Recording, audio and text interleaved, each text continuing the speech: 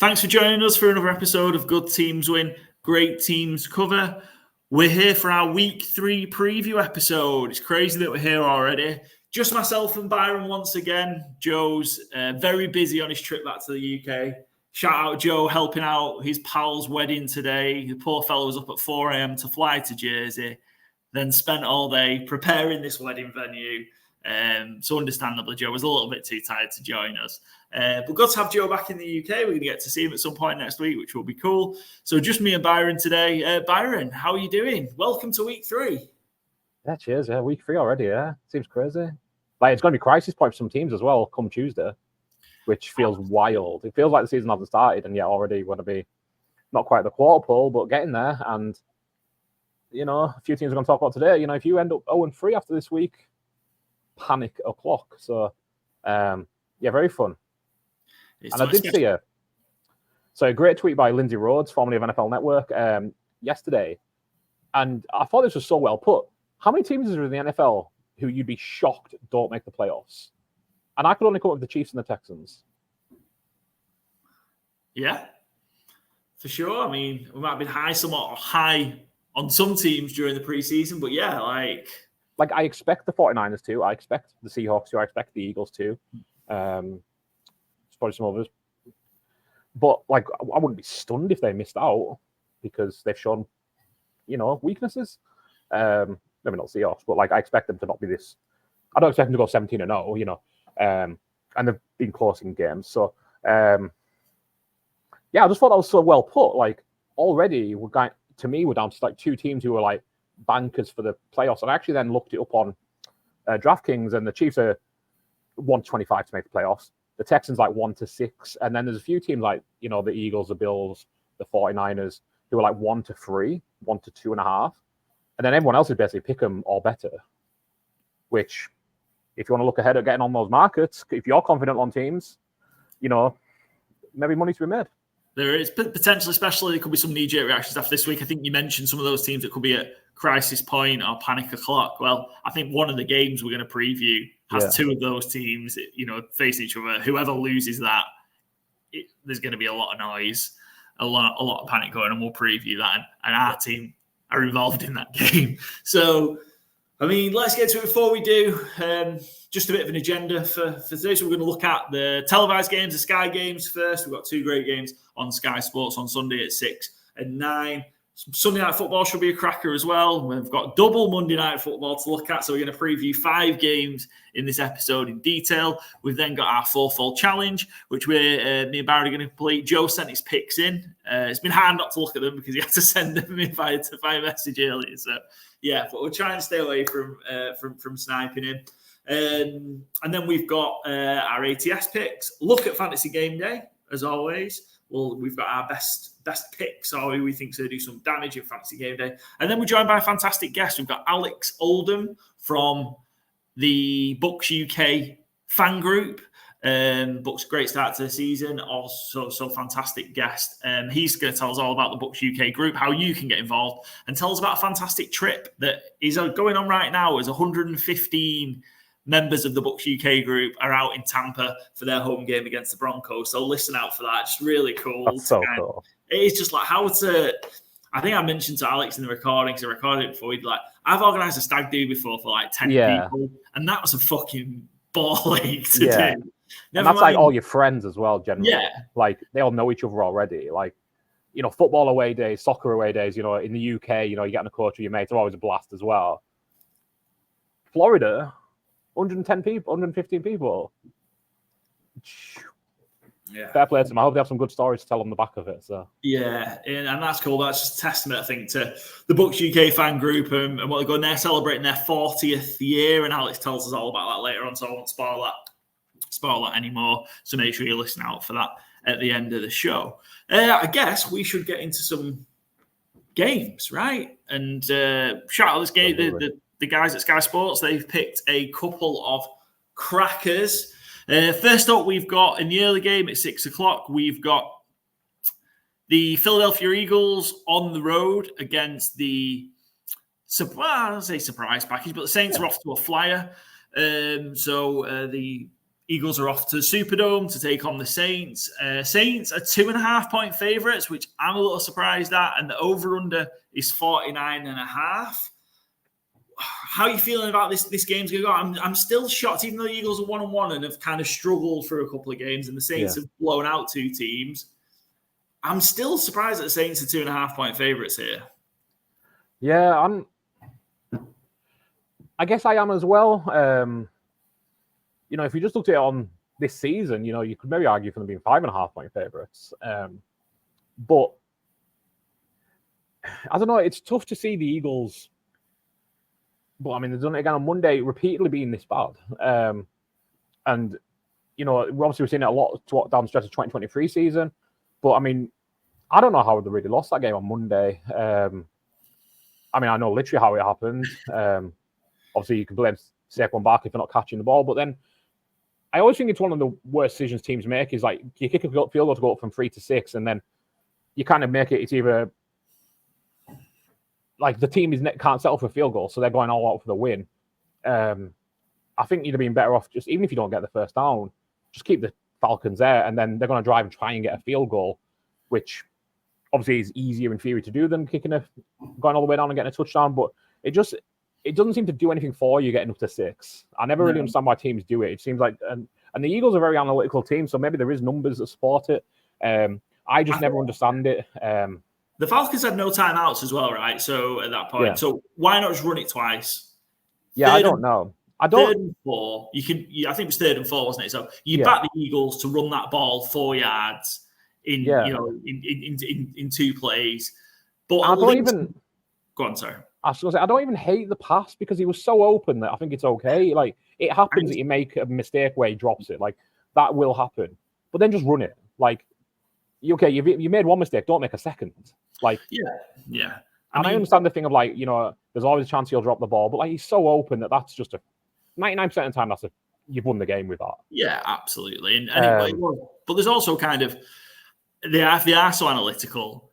Then you probably shouldn't throw the ball to Saquon in that situation. He's had the most drops by a running back over the last 5 seasons. It's not a lot of drops, but he's had the most drops by a running back in it might be the last 4 seasons. But I just run it twice because of the game situation as well. The clock, you take 40 seconds off the clock running it once. The worst case scenario there is that you fumble the ball. Yeah. And you'd like to think they wouldn't return it from there. But you fumble the ball. So even if you do turn the ball over there, they've still got to go, 40, 50 yards with only 40 seconds on the clock at that point, maybe, and no timeouts to be able to try and tie the game. Yeah, try and get a kickoff, Yeah. So you run it. Yeah, it was bizarre. And it's just testament to kind of where the Eagles have been. It very much does feel like a hangover from kind of the bad run to end last season.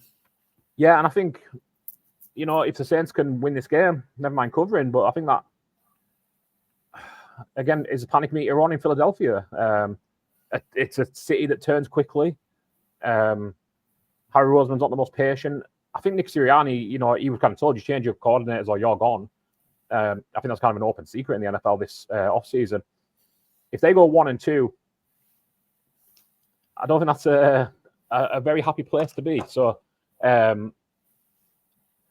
mean, going to our bets here a little bit, I guess, but I'm going to Olave anytime touchdown. I just think he's due, essentially. It's kind of where I'm going with this. He's been really close already this season. He's due a big week.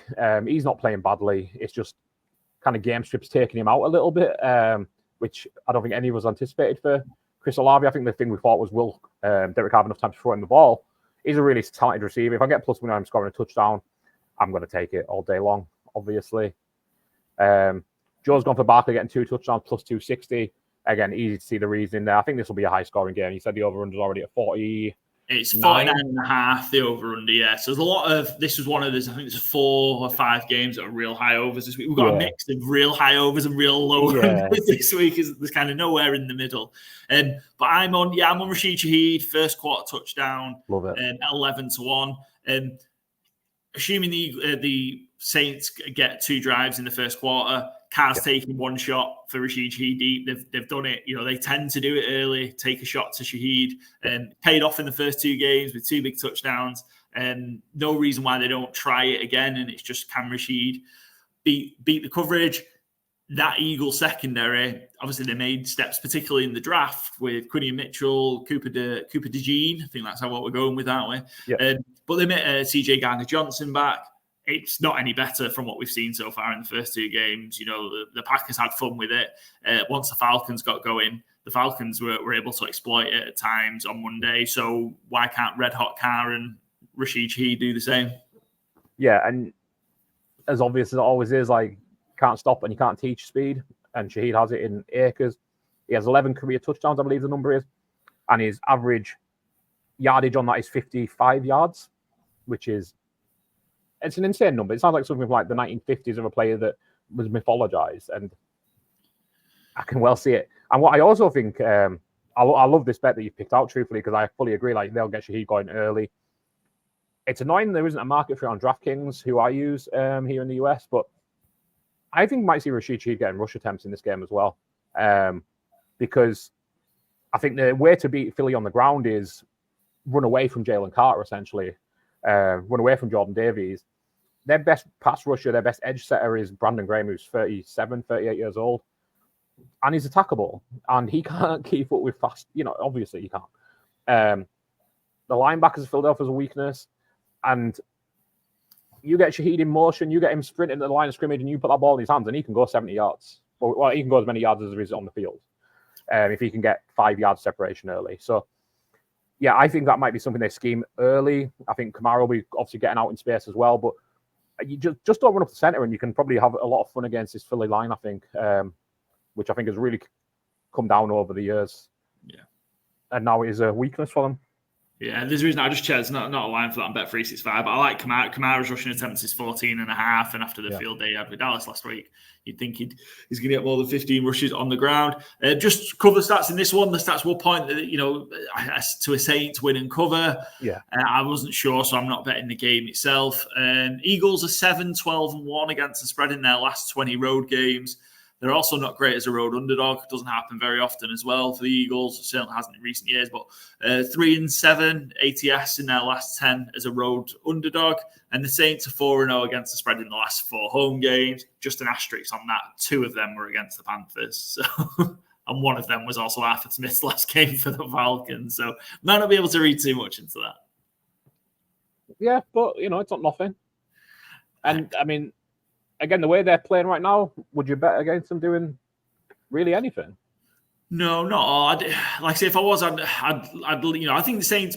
I'd lean to the Saints winning a close game. That over under 49.5. I was tempted to go the under just because I don't think the Saints are going to score 40 points again. I think that run might come to an end.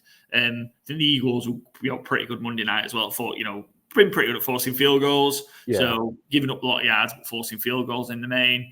And the Eagles probably won't make as many mistakes offensively. Like they left points on the field on Monday, didn't go for it, go for a field goal when they should have done, and that. But I think the Saints in a close one. 2.5. I just wasn't sure about, so I left the Saints.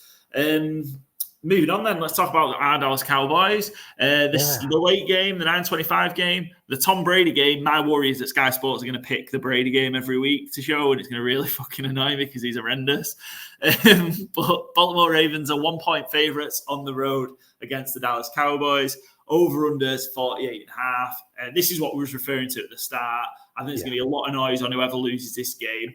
I think there's always noise about the Cowboys, but I think the Cowboys, if they went 1-2, are in a more recoverable position in the division because of kind of where the other teams are. If the Ravens go 0-3 in that AFC, I mean, I had them at 14-3 for the season. If they go 0-3, I'm fucked. But also, I think the Ravens are that's going to be a tough spot to come back from 0-3. Yeah, it's not a division where you can play around. Dallas theoretically could still get a wild card at 1-2, or they'd be tied for. You could still win the division, but you'd probably be tied for the division at 1-2, yeah. So, or not far off it certainly. So, but talk's always louder about Dallas as well, though. Yeah, that's just kind of the way it is. That's the cost of being the Dallas Cowboys. But yeah, this is a huge one for Baltimore. I think this is the first time they've ever been favourites in on the road in Dallas as well, interestingly. Not sure how interesting that is in reality, actually. But when I was trying to look up stats for it, I was kind of surprised that they didn't have any, because Baltimore have been a better team than Dallas probably the entire time they've been in the league. Yeah. So I expected them to have been favourite here before. But yeah, I think it's going to be an interesting matchup because Dallas's linebackers have been as underwhelming as I think we expected them to be. The defensive front hasn't been getting the pressure we would like to see, obviously. But the Ravens line looks disjointed, looks janky, truthfully. So did Baltimore try and get Derrick Henry going? Does he, get his 25 rush attempts? Or is it try and get Lamar Jackson airing it out, quick routes? I'm not too sure. And, I think Dallas's offense is well set to attack Baltimore's defense. I think that's the best matchup that Dallas have on the field. But it's not a perfect matchup, obviously. Dallas's run game hasn't got going, as, again, we kind of expected. And CeeDee Lamb is CeeDee Lamb, so we expect that to be firing on all cylinders, as always. Well, CeeDee Lamb appeared on the injury report. He was ankle with he was limited in Thursday's practice. Yesterday too, Wednesday. Yes, yeah.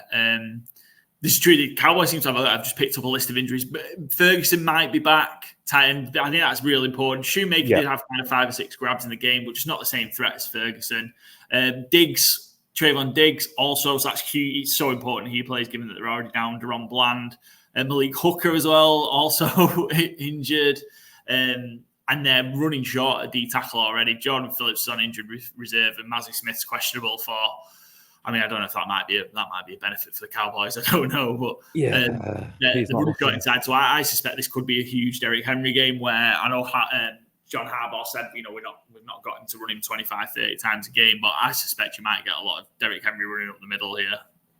I agree. Yeah, I think that's certainly what I would be doing if I was Baltimore. So, it just opens things up. If you can get that going, the things it does for Lamar on his legs, Lamar throwing to Isaiah Flowers short, Isaiah Likely short.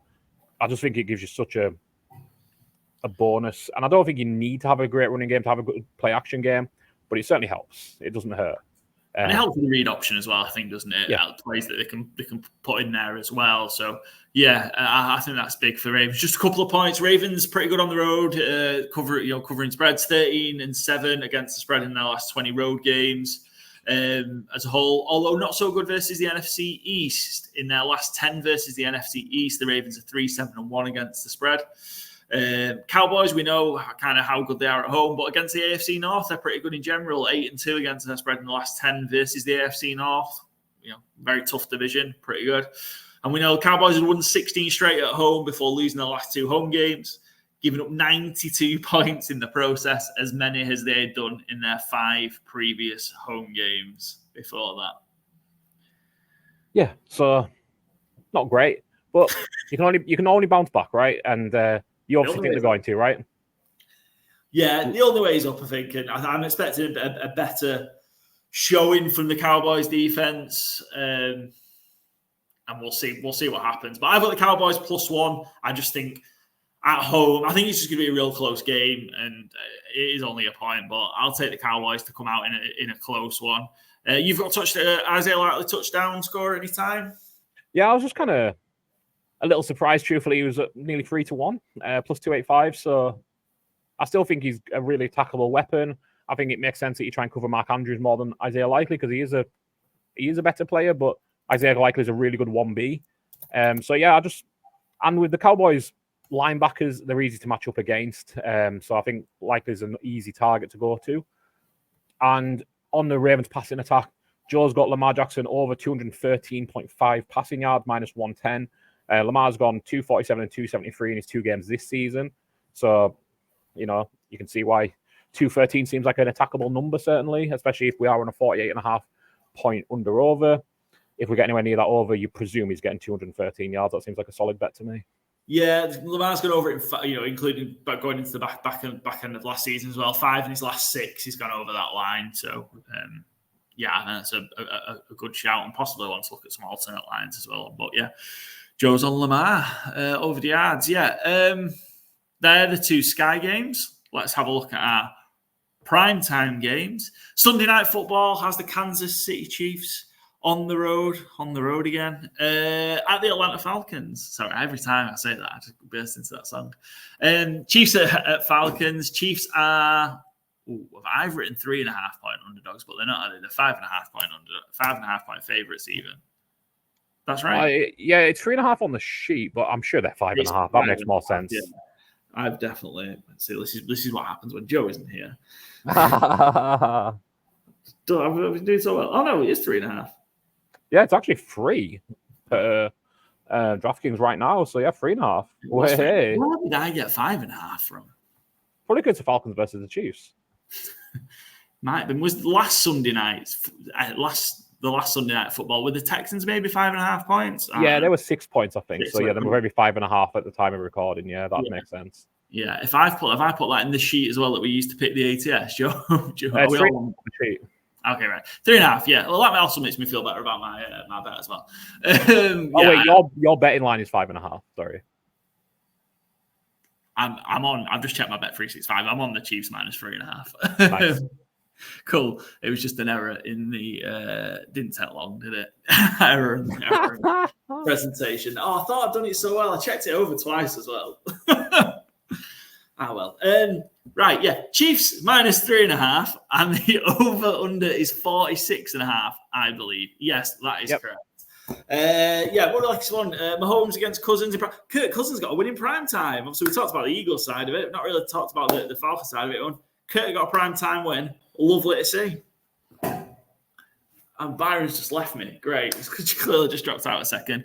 Clearly the excitement of Kirk Cousins winning a primetime game. Is that you got so excited that you exited the call? No, I was trying to open a new tab and accidentally press Control and R instead of Control and T and refresh the page. Because I was trying to Google what I think is a fact. Kirk Cousins has won 4 of his last 5 primetime games. I love that. We need to get rid of that narrative then that Kirk's only good at 1 o'clock. Yeah. I believe that's true anyway. I had a quick Google. It didn't come up with anything, and I'm not going to waste that much time on it because I think it's true. And yeah, what a way to win it. But yeah, as the Kansas City Chiefs are, we're not in Kansas anymore. And I think this is going to be a bit more difficult than the Eagles game on Monday, essentially gifting them a chance to go and win the game. He still did then go and do it, to be fair. But I don't think the Chiefs are going to be so kind. And I would happily go along with minus 5.5, and I would certainly go ahead with minus 3.5. My bet of this game is Mahomes over 3.5 passing touchdowns, which I was staggered at the price of this. Yeah, it's a good price. That plus 850, 17-2. It's no Pacheco. Kareem Hunt's back on the practice squad. They brought in Keontae Ingram right to the roster, and Carson Steele obviously is there as a running back as well. And Jesse Bates has been a real big factor despite not being targeted very much. The Steelers deliberately, and Arthur Smith came out and spoke about this, didn't want to throw anywhere near Jesse Bates on week 1.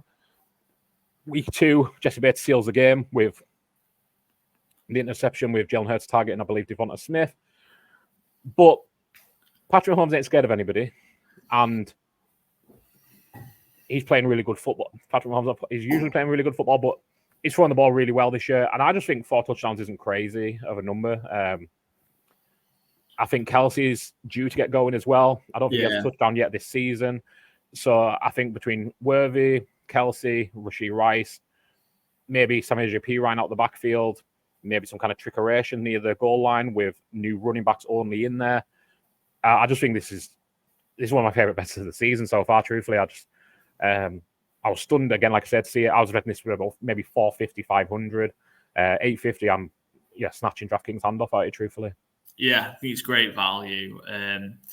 And Joe's gone for potentially one of those people. Xavier Worthy, anytime touchdown, it's plus 187. It's just the font that looks a bit weird on the screen. That it definitely is 187. I'm on the Chiefs. Nice to I always worry just backing the Chiefs in the regular season. They're actually really poor at covering spreads in the regular season. So I always get a bit funny about it with the Chiefs. But I like the under in this one as well. The under's 46.5. I think all the primetime games last week went under.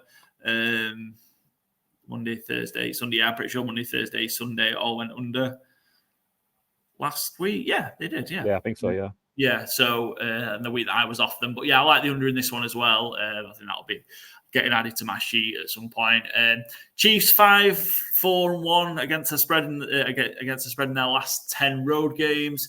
Pretty good though against the NFC. 12-7-1 in their last 20 versus the NFC, including 7-1 ATS in their last 8 on the road versus NFC opposition. The under is 5-0 in the last 5 Falcons home games where they've been underdogs.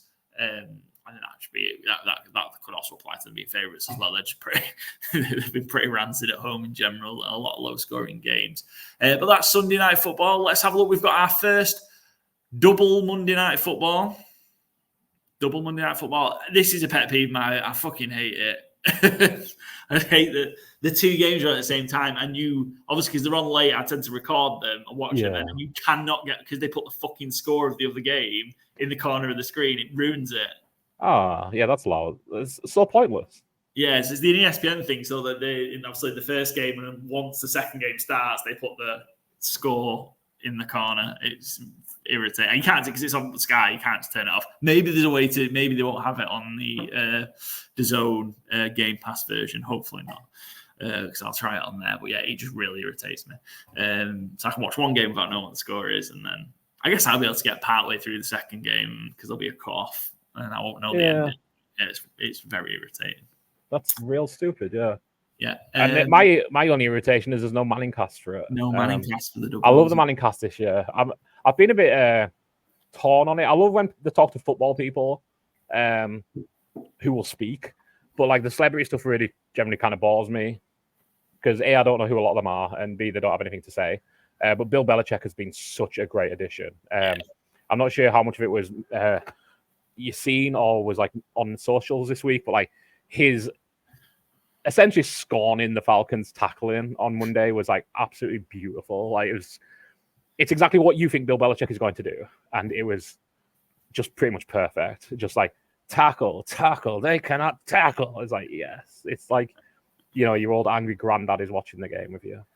I didn't think I'd say this at any point, but I would like to see more of Bill Belichick. He's everywhere at the minute, to be fair. He's on McAfee usually at least once a week. Obviously, he's in the Manning cast. I think it's a regular thing that's going to be on the Manning cast. Give me more Bill Belichick is something I didn't think I'd say. But yeah, totally agree. He's really good on it though. He's a real good presence.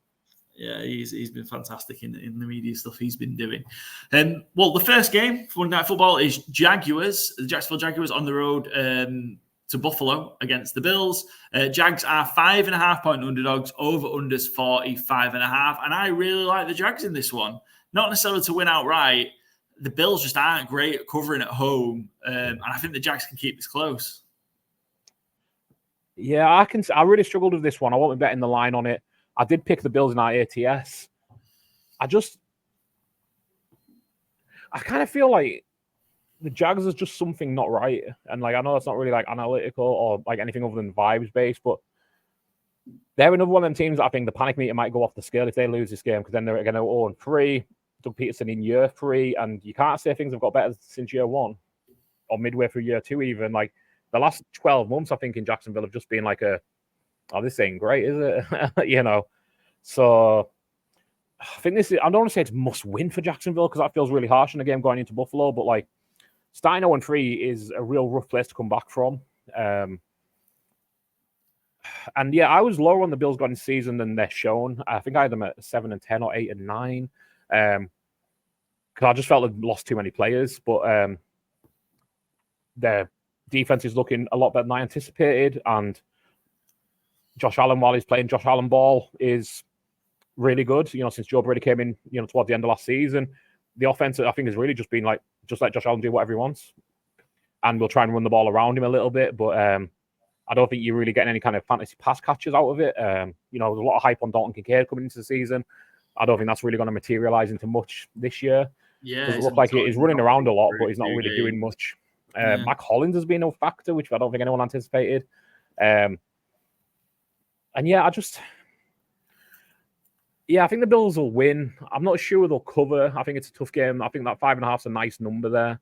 If you're going to be 7, I'd take the Jags. if you get it free, I'd take the Bills. So, like, I think that's just a nice spot where that line is. Yeah, my bet is Alan Lawrence both to throw an interception.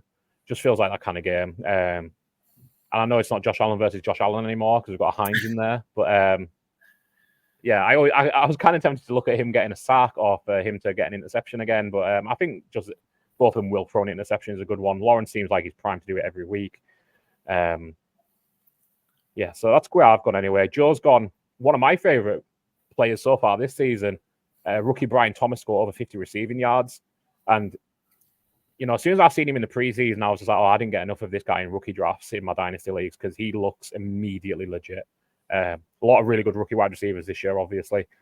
But he looks, I'm not going to say he's up there with Malik Neighbors and Marv Harrison yet, obviously, but he looks like an NFL wide receiver. He's their number one already, instantly. Christian Kirk looks dead on arrival. I think what's a big factor of this game is does Evan Ingram play? Yeah. He was obviously a late rule out with a hamstring injury Sunday against the Browns. Yeah, it was in Monday Night Football. Yeah. Hamstring, so. Would it be Monday Night Football? He gets an extra day to recover. But I think their offense needs a second weapon. Is a Gabe Davis revenge game of sorts. But he's been pretty quiet to start the season as well. So having a second pass catcher, I think, is really important to them. So hopefully for Jacksonville and hopefully for the good of watching it as a game, Evan Ingram can make it because he's been really dependable in Jacksonville. So yeah, I think he's really important how this game goes. Did we have the Gabe Davis revenge game listed in our top revenge games when we did that a few months ago? I'm not too sure. I don't think we did. No, I don't think we did either, but it's here now. I loved sorry, it's just this is on revenge games rather than on this game. Did you see Malik Willis's comments about the Titans revenge game? I haven't, no. It was so good. It was so mature, unlike me. He was asked, because they're obviously going to Tennessee this week, Green Bay, and he's probably starting, I believe. Well, we're not sure, but we're not sure, yeah. Yeah, so we'll go with Malik Willis starting, and he's like, do you view this as a revenge game? Is there any more incentive? And he's like, no, he's like, as far as I know, I was paid the entire time I was there. I don't harbor them any ill will. They were good with me. They brought me into the NFL. The people who brought me there aren't there now, but Miss Amy, the owner of the Titans, was always good with me. So no revenge. And it's like, what a great mature outlook to have on life. Yeah. Whereas I'm like, Gabe Davis revenge game. Let's go. Just Evan Ingram hasn't practiced as yet, but he does have the extra day. He's on the list as questionable, so I think he should probably be okay. To play the extra time does help as well. And like I said, I'm on the Jaguars. I just think the Bills at home, especially when the home favourites are a bit guilty of playing with the food a little bit.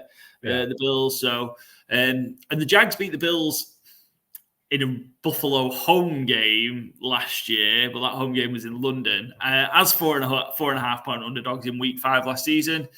And I just like them to be able to keep it to less than 6. Jaguars have lost their last 4 on the road, going 1-3 ATS. They did have a 9-0 ATS run on the road before they lost in week 14 to the Browns last December. So they were really good on the road previously. They are 5-1 against the spread in their last 6 as a road underdog. Good at covering. And the Bills, as mentioned, not good at home. 3-7 against the spread in the last 10. All of those coming as a favourite. And the over has hit in the last 4 Bills home games. So should be in for a good game, hopefully Monday.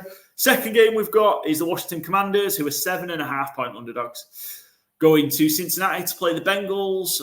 Much improved Bengals in week 2. The over-under in this one's huge. It's 48.5. I'm on the under. The Commanders can't hold up enough their end to get this to 49 points. And yeah, I don't see the Bengals completely blowing them out. I'm putting 40 on them either. So, yeah, under 48.5. This is one of my easier bets of the week, which means there'll probably be about 70 points in this game now. Yeah, I mean, how many field goals are Austin Seibert going to kick this week?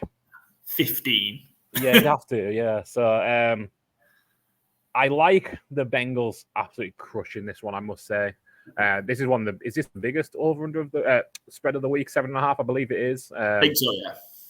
Yeah, I think, again, I haven't put it on bet here, but I think they cover that. I think Washington's defense, especially the passing defense, is... I'm trying to think of a kind word, but it's awful. It's worse in the league, and it has been for quite a while now. And I think this might be a short game for Jamar Chase, Joe Burrow. See if T. Higgins is fit. On that note, my bet of the game is Jermaine Burton, anytime touchdown, who is such a talent. And, his snap counts aren't great yet. He had 4 snaps in week 1, 10 in week 2. So it is building up a little, obviously. But if T. Higgins misses another week, I think he's going to get more and more work. And you can just attack this Washington passing defense at will. So, yeah, I think who could be the wide receiver 2, maybe the wide receiver 3, at plus 850. Again, I just think it's a really nice line. Obviously not guaranteed by any means, but especially if this game gets out of hand, which I think it could well do. I think Burton's in a good position to add to his rookie snaps and, get himself open in the end zone. I think Tiggins is likely to play return to practice today on Thursday. So I think if obviously Monday game, he should play, but it should be interesting because obviously he's missed so much time. So it'd be interesting maybe if he's on a snap count. Or to be fair, they could just sort of say maybe we can sit him out another week and just to be sure. Or just have him active, but see how much we use him. Like I say, maybe more of a snap count type of thing. I don't think I'd be starting him in fantasy this week if I have him because Higgins has form for this, where he's active, but especially being a Monday night game, you know where to go. If you get a late inactive, so I'd probably be trying to sit him in fantasy. Joe's bet of the game. Jaden Daniels over 48.5 rushing yards, which feels like an easy one as well. Like it's plus 150. I shouldn't maybe say it's an easy one, but you can easily see how it hits. Because they don't have much offense. It's a horizontal raid again with Cliff Kingsbury. Terry McLaurin just stands on the left-hand side and doesn't get deep. I do not understand it. Jaden Daniels is a beautiful throw of the ball deep. I don't like Cliff Kingsbury. Don't think he's good for Jaden Daniels. Don't think he's good for the NFL. Hopefully it's just a one-year thing and they get a proper offensive coordinator in next year because the Commanders don't have the best skill group, certainly. But, as we've said a lot, like scheme matters and doing something to get the best out of your players matters a lot. And I don't think he's doing it, frankly. So, their best offense at the moment probably is just bet Jaden Daniels run. Yeah. I think so. I think the number's good. 49 yards, 49 yards as well. Yeah, I think he's good. I think we've seen him do that. I think we've done that twice already. I think he's over 50 twice. Yeah. Fully expect him to do that again. I expect him to be under pressure, so flushed out the pocket a lot potentially, and he can pick up 10, 15 yards a pop quite easily. Jaden Daniels, so like that. I mean, just running the numbers on this one. So just some of the key points. So Commanders, even though I'm all over the under, over is 4-1 in the last 5 Commanders road games. The Commanders pretty good on the road against AFC. They've won 5 of the last 6 on their road on the road versus AFC teams, going 6-0 against the spread in those 6 games. That is staggering. Great start. That is wild. They moved that. Like I said, I've got the listen. They didn't necessarily play particularly great teams, but won 5 of the last 6 on the road. The Bengals are 4-4-2 against the spread in the last 10 at home, all as a favourite, and the over is also 4-1 in the Bengals' last 5 home games because they both got the over stat recently. That's kind of also why I like the under as well. Yeah, just a fit. But I expect I've got the Commanders in our ATS pick 7.5. I just think the Bengals are similar to the Bills. The Bengals are they piss about a little bit at home when they're big favourites. Yeah. So, if it was a small line, I wouldn't. But, plus 7.5. I know Washington are bad and that defence is bad. But, just something tells me they might be able to hang around, maybe just like a late backdoor cover, being down 2 scores, and just kind of, it is a big number. To cover the number, so might not be pretty, but I think I'm hoping we'll get there. But I love the under, as well, 48.5 as previously mentioned. Right, there are 5 games. We had an extra game to talk about because of double Monday Night Football. Fuck double Monday Night Football. Just hate it so much. We're going to go next into our FourFold draft segment. So apologies, I'm going to somehow try and multitask and do this. I'm really going to be walking a mile in Joe's shoes here when he usually does this live on the pod. But I'm going to give it a go. I'm going to give it my best shot, and we'll see how we get on. What I do need to do is get on the right slide in the background because that will help massively. So, Byron, Joe weighs first this week. His record is 1-7 so far, so usually a hot starter on the FourFold, but not so much. Yeah, 1-7. He had a stinker last week going 4-0. No, 0-4. I'm 3-4-1. I ended up going 2-2 last week with the Eagles. Falcons ended up the under because I had a Monday night game. You're 4-4, and our guests are also 3-4-1. Our guest picks are already there because I forgot to leave them out, but you'll hear Alex talking about them later on. Joe's made his first pick. Byron, would you like to talk about this while I work out how to do the sheet? 100%, yeah. So Joe has gone the Chargers as his underdog, plus 1.5 points going into Pittsburgh to play the Steelers in what I think is going to be a real throwback type game. You know, got Jim Harbaugh, Mike Tomlin, the two coaches who I think give a least F's how things look and would gladly play 1970s football if it got them a win. So Justin Fields, Justin Herbert matchup at quarterback, and Justin Herbert played a bit like Justin Fields this season. Still able to pass the ball better than Justin Fields, but he's just not throwing the ball. He's gone from being one of the pass-heaviest quarterbacks in the league to one of the least pass-heavy quarterbacks in the league, frankly. So, not the best of viewing experiences, I would dare say, but I don't know about that. I think this could end up being great. I think this is like a little bit like one for the purists sort of thing. Yeah, I can side with that, certainly. I think it would be awesome between these two. Just like, I want to see these two fight as well. I'd love to see Jim Harbaugh and Mike Tomlin just fight. I mean, that'd be amazing. Yeah, I mean, this matchup I'll agree with. I mean, more as a general, through 2 weeks. Like, to me, it's more exciting watch Justin Herbert tear defenses to pieces and throw bombs than it is watching J.K. Dobbins bully the Panthers. But this matchup in particular, because it is, styles make fights. And like I said, these guys are happy to fight in a phone box. They're happy to play in any conditions. I do kind of think that Harbaugh and Tomlin would be happy this game being played in, freezing rain with a 3-point total for the game. This would be so good in December, wouldn't it? Like a week 14, 15, 16 game with potentially playoff implications on it. But yeah, it would be pretty cool if it was like. Yeah, and again, both teams are going to be led by their running. J.K. Dobbins is, I'm being hyperbolic, but he's looking like one of the best running backs in football through 2 weeks. He has played the Raiders and the Panthers, so there is a little there, especially the Panthers, who are, JV team. Truthfully, they're not going to be up to scratch.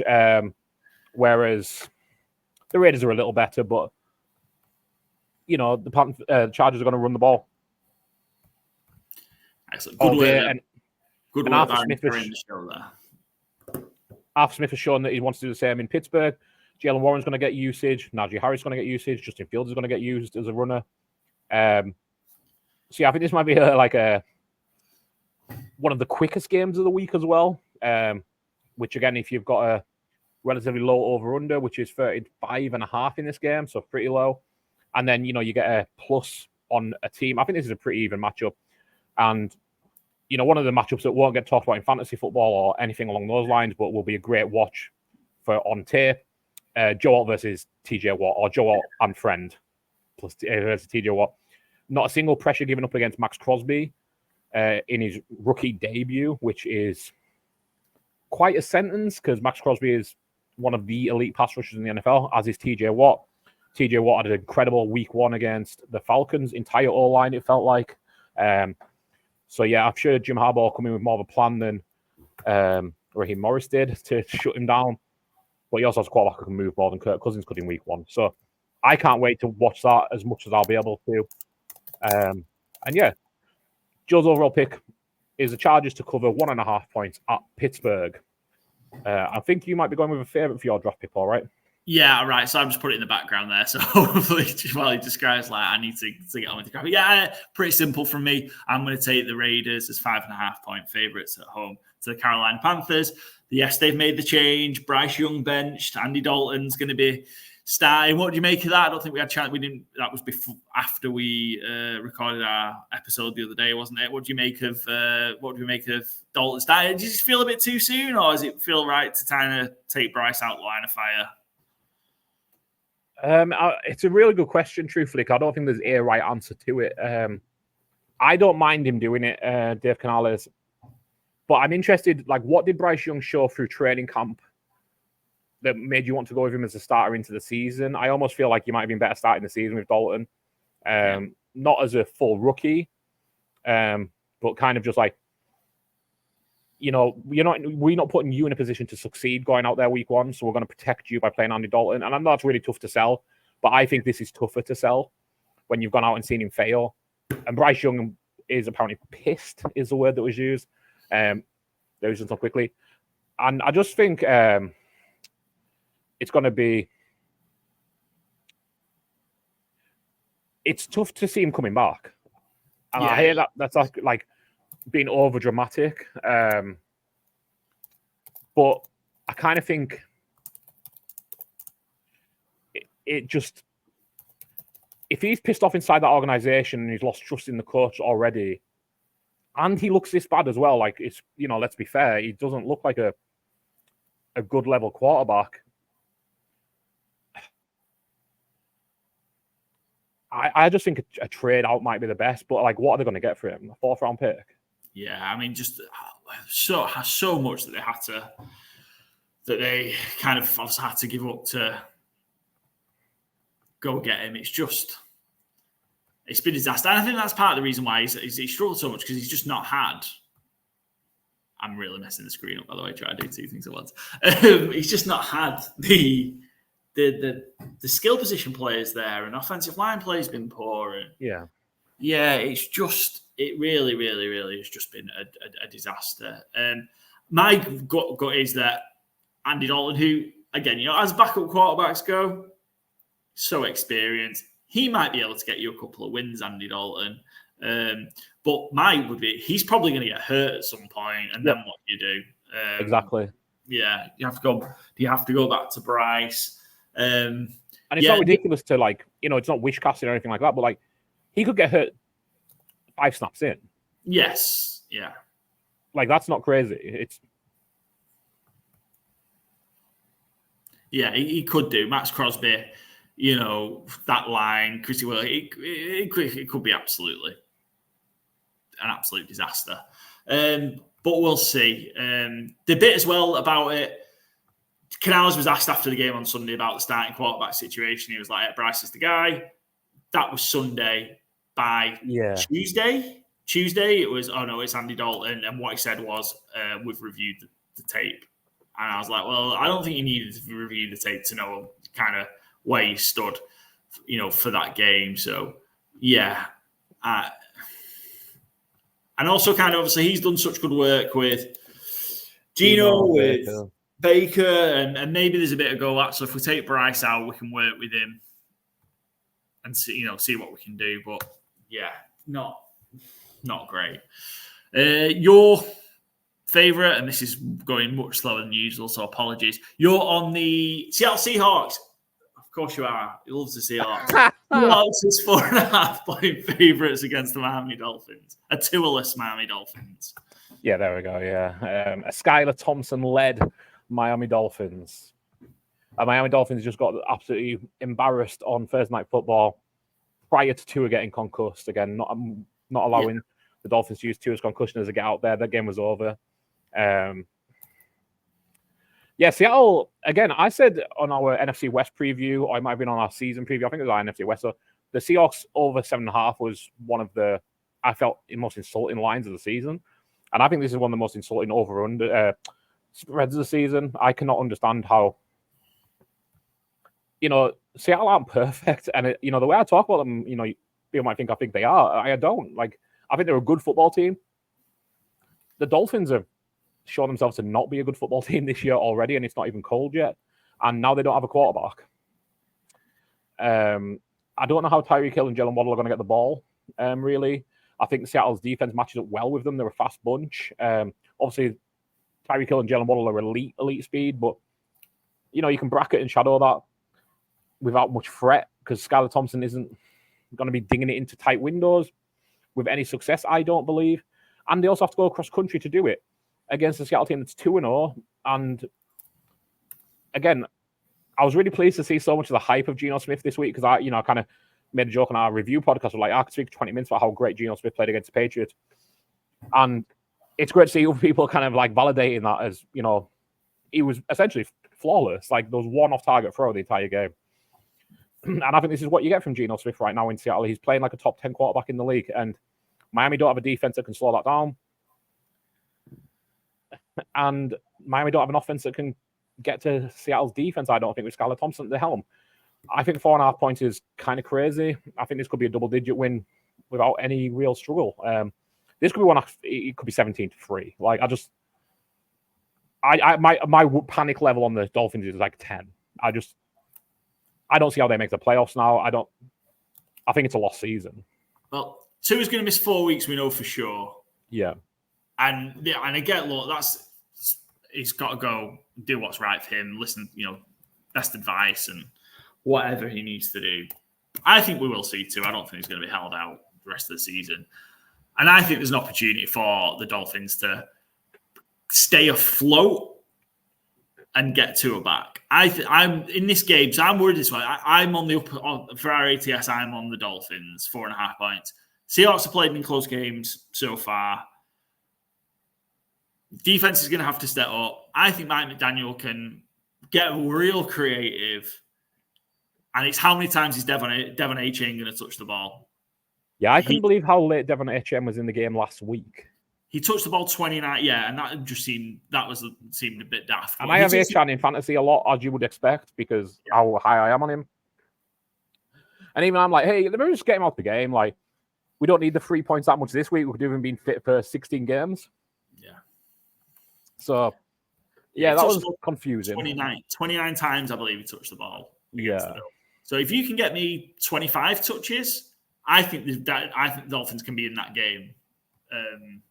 And then, can you get enough where Tyreek Hill makes a huge play, Jalen Waddle makes a huge play, and you're just creative in doing so? But can you almost get them so worried about Devon Achane that they're going to have to start committing more to it? And that's how you get kind of, can you get one shot to Tyreek? Can you get one shot to Jalen Waddle?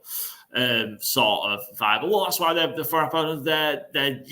injury report for the Dolphins is ridiculous. It doesn't fit on my screen. Everyone else's team. Fit on my screen. Mostert might be back as well, which might help as well for a bit of balance. But they are struggling. They are banged up. But I don't know. I just think there's a way here that Mike McDaniel just creates enough that the Dolphins can hang around in this game. But I understand why it's a solid pick for you there for your favorite, Byron. I will say as well. Just one last thing as well. Just like on a fantasy note, Devon Achane, fine to start, I think, because I think he'll still get volume.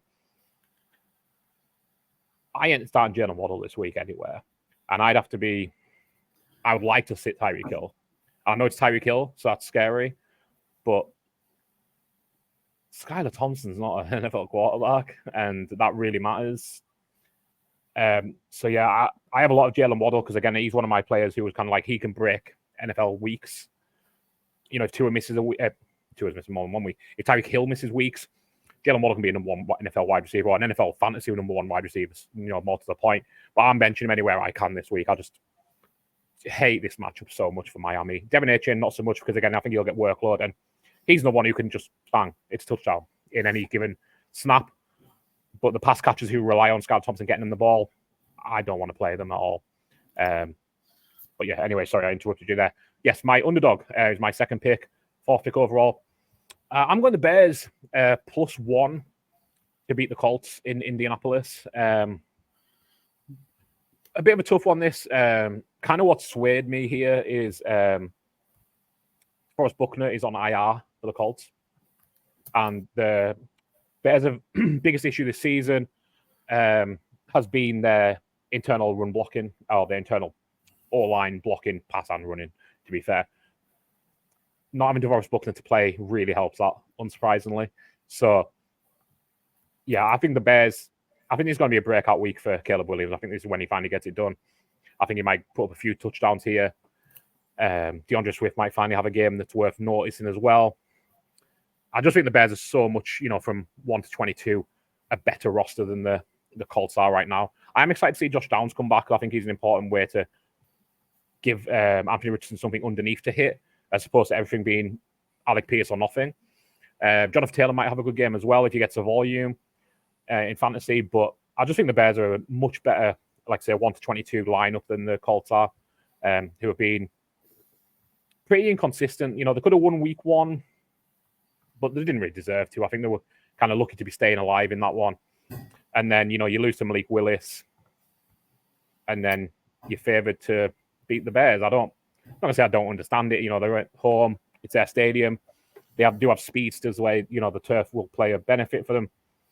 But I just think the Bears D-line will get after the Colts O-line, and that Bears secondary is still really good. So, yeah, I think the Bears can cover this one. The Colts suck. Last week, and I know Matt LaFleur's a great coach, and they had a great game plan, and they ran Josh Jacobs into the ground and didn't really let Malik Willis do anything that was going to harm them. Andy, I think I started admitting, I might have been wrong about Andy Richardson at the start of last season when he looked real good. I think actually thought that my pre-draft takes on Andy Richardson were right. He's reckless. He's inaccurate. Yes, those big plays are great, and fuck me, are they great highlights. But teams can limit those, and actually, some great, really good teams will stop you from doing that. And then what have you got? What do you have? You have nothing. So yeah, I think I'm right, and I'm getting a bit bullshit about I'm right on Andy Richardson. Why the fucking hell did you take him 4 overall? So yeah.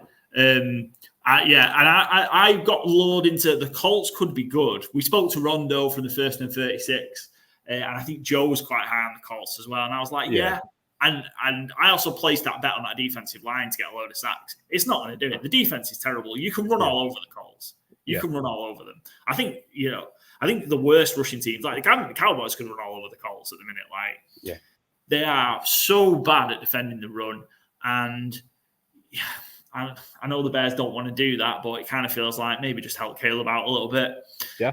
and kind of, do it that way. But I think the Colts are really bad.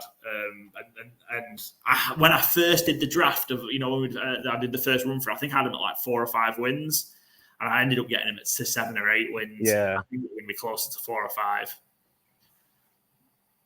Yeah, I don't think I think in fact I had them making the playoffs eventually, because you just kind of get suckered in a little bit. But I think again, when I had my first run for, I think I had them at like 6 or 7, and then it was like, well, actually, win a couple here, win that one there.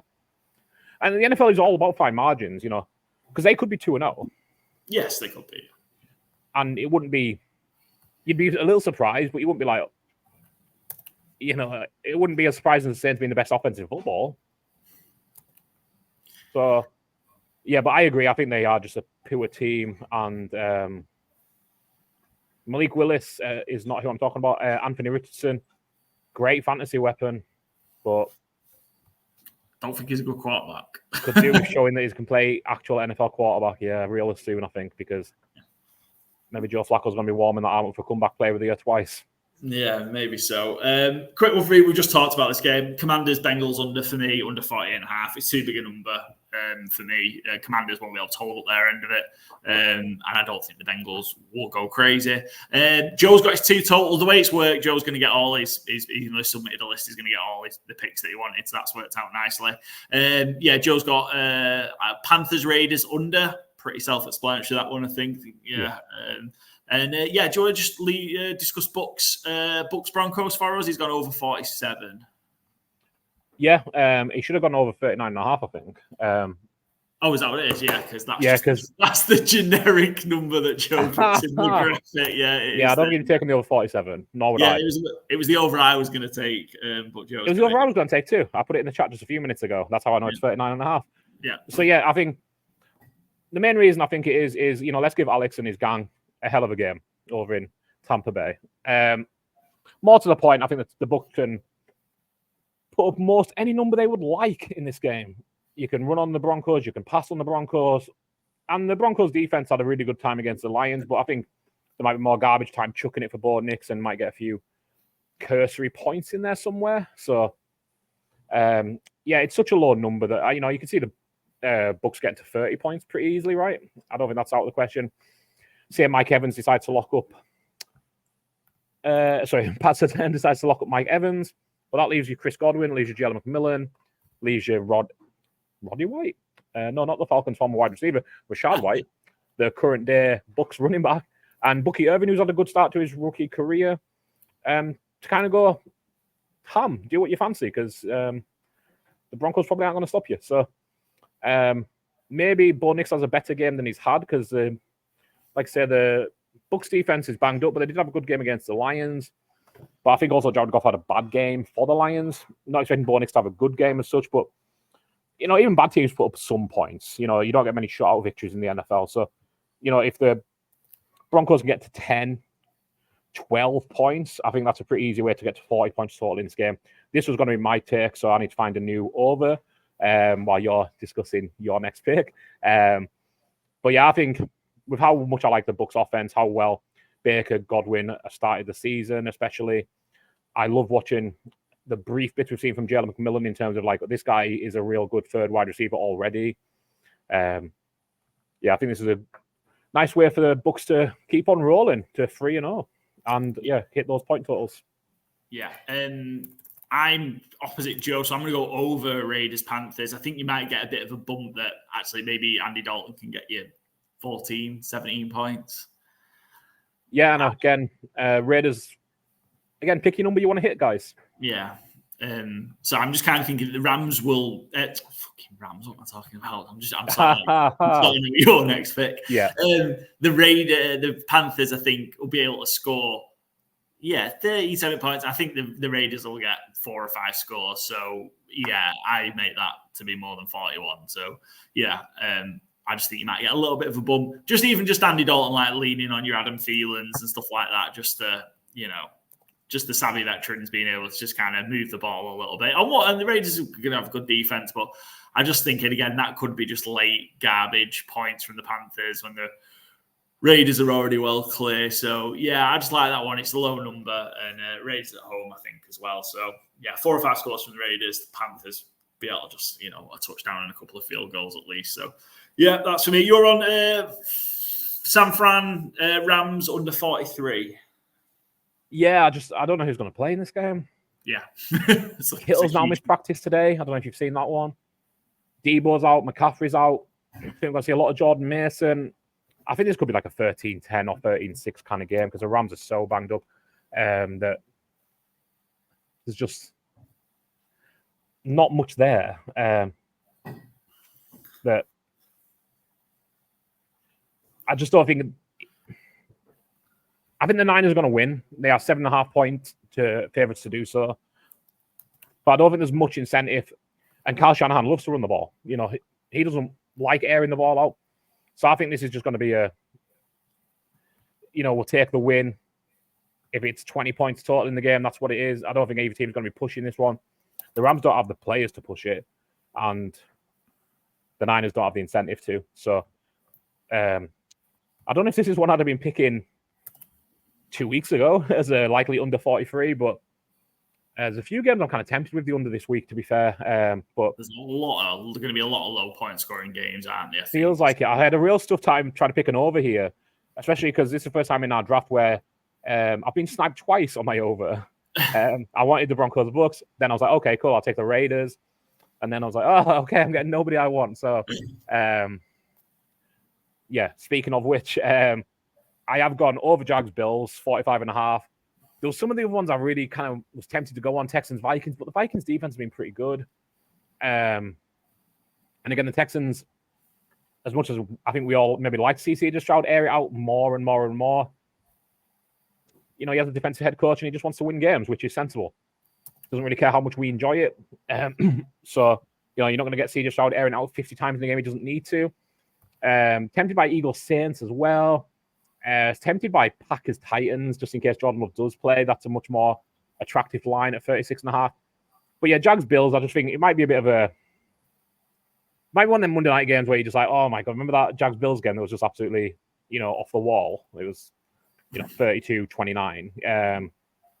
Like I was saying earlier, I kind of struggled with the line being 5.5. So I think it could be a close game. And I think, both teams can put up points.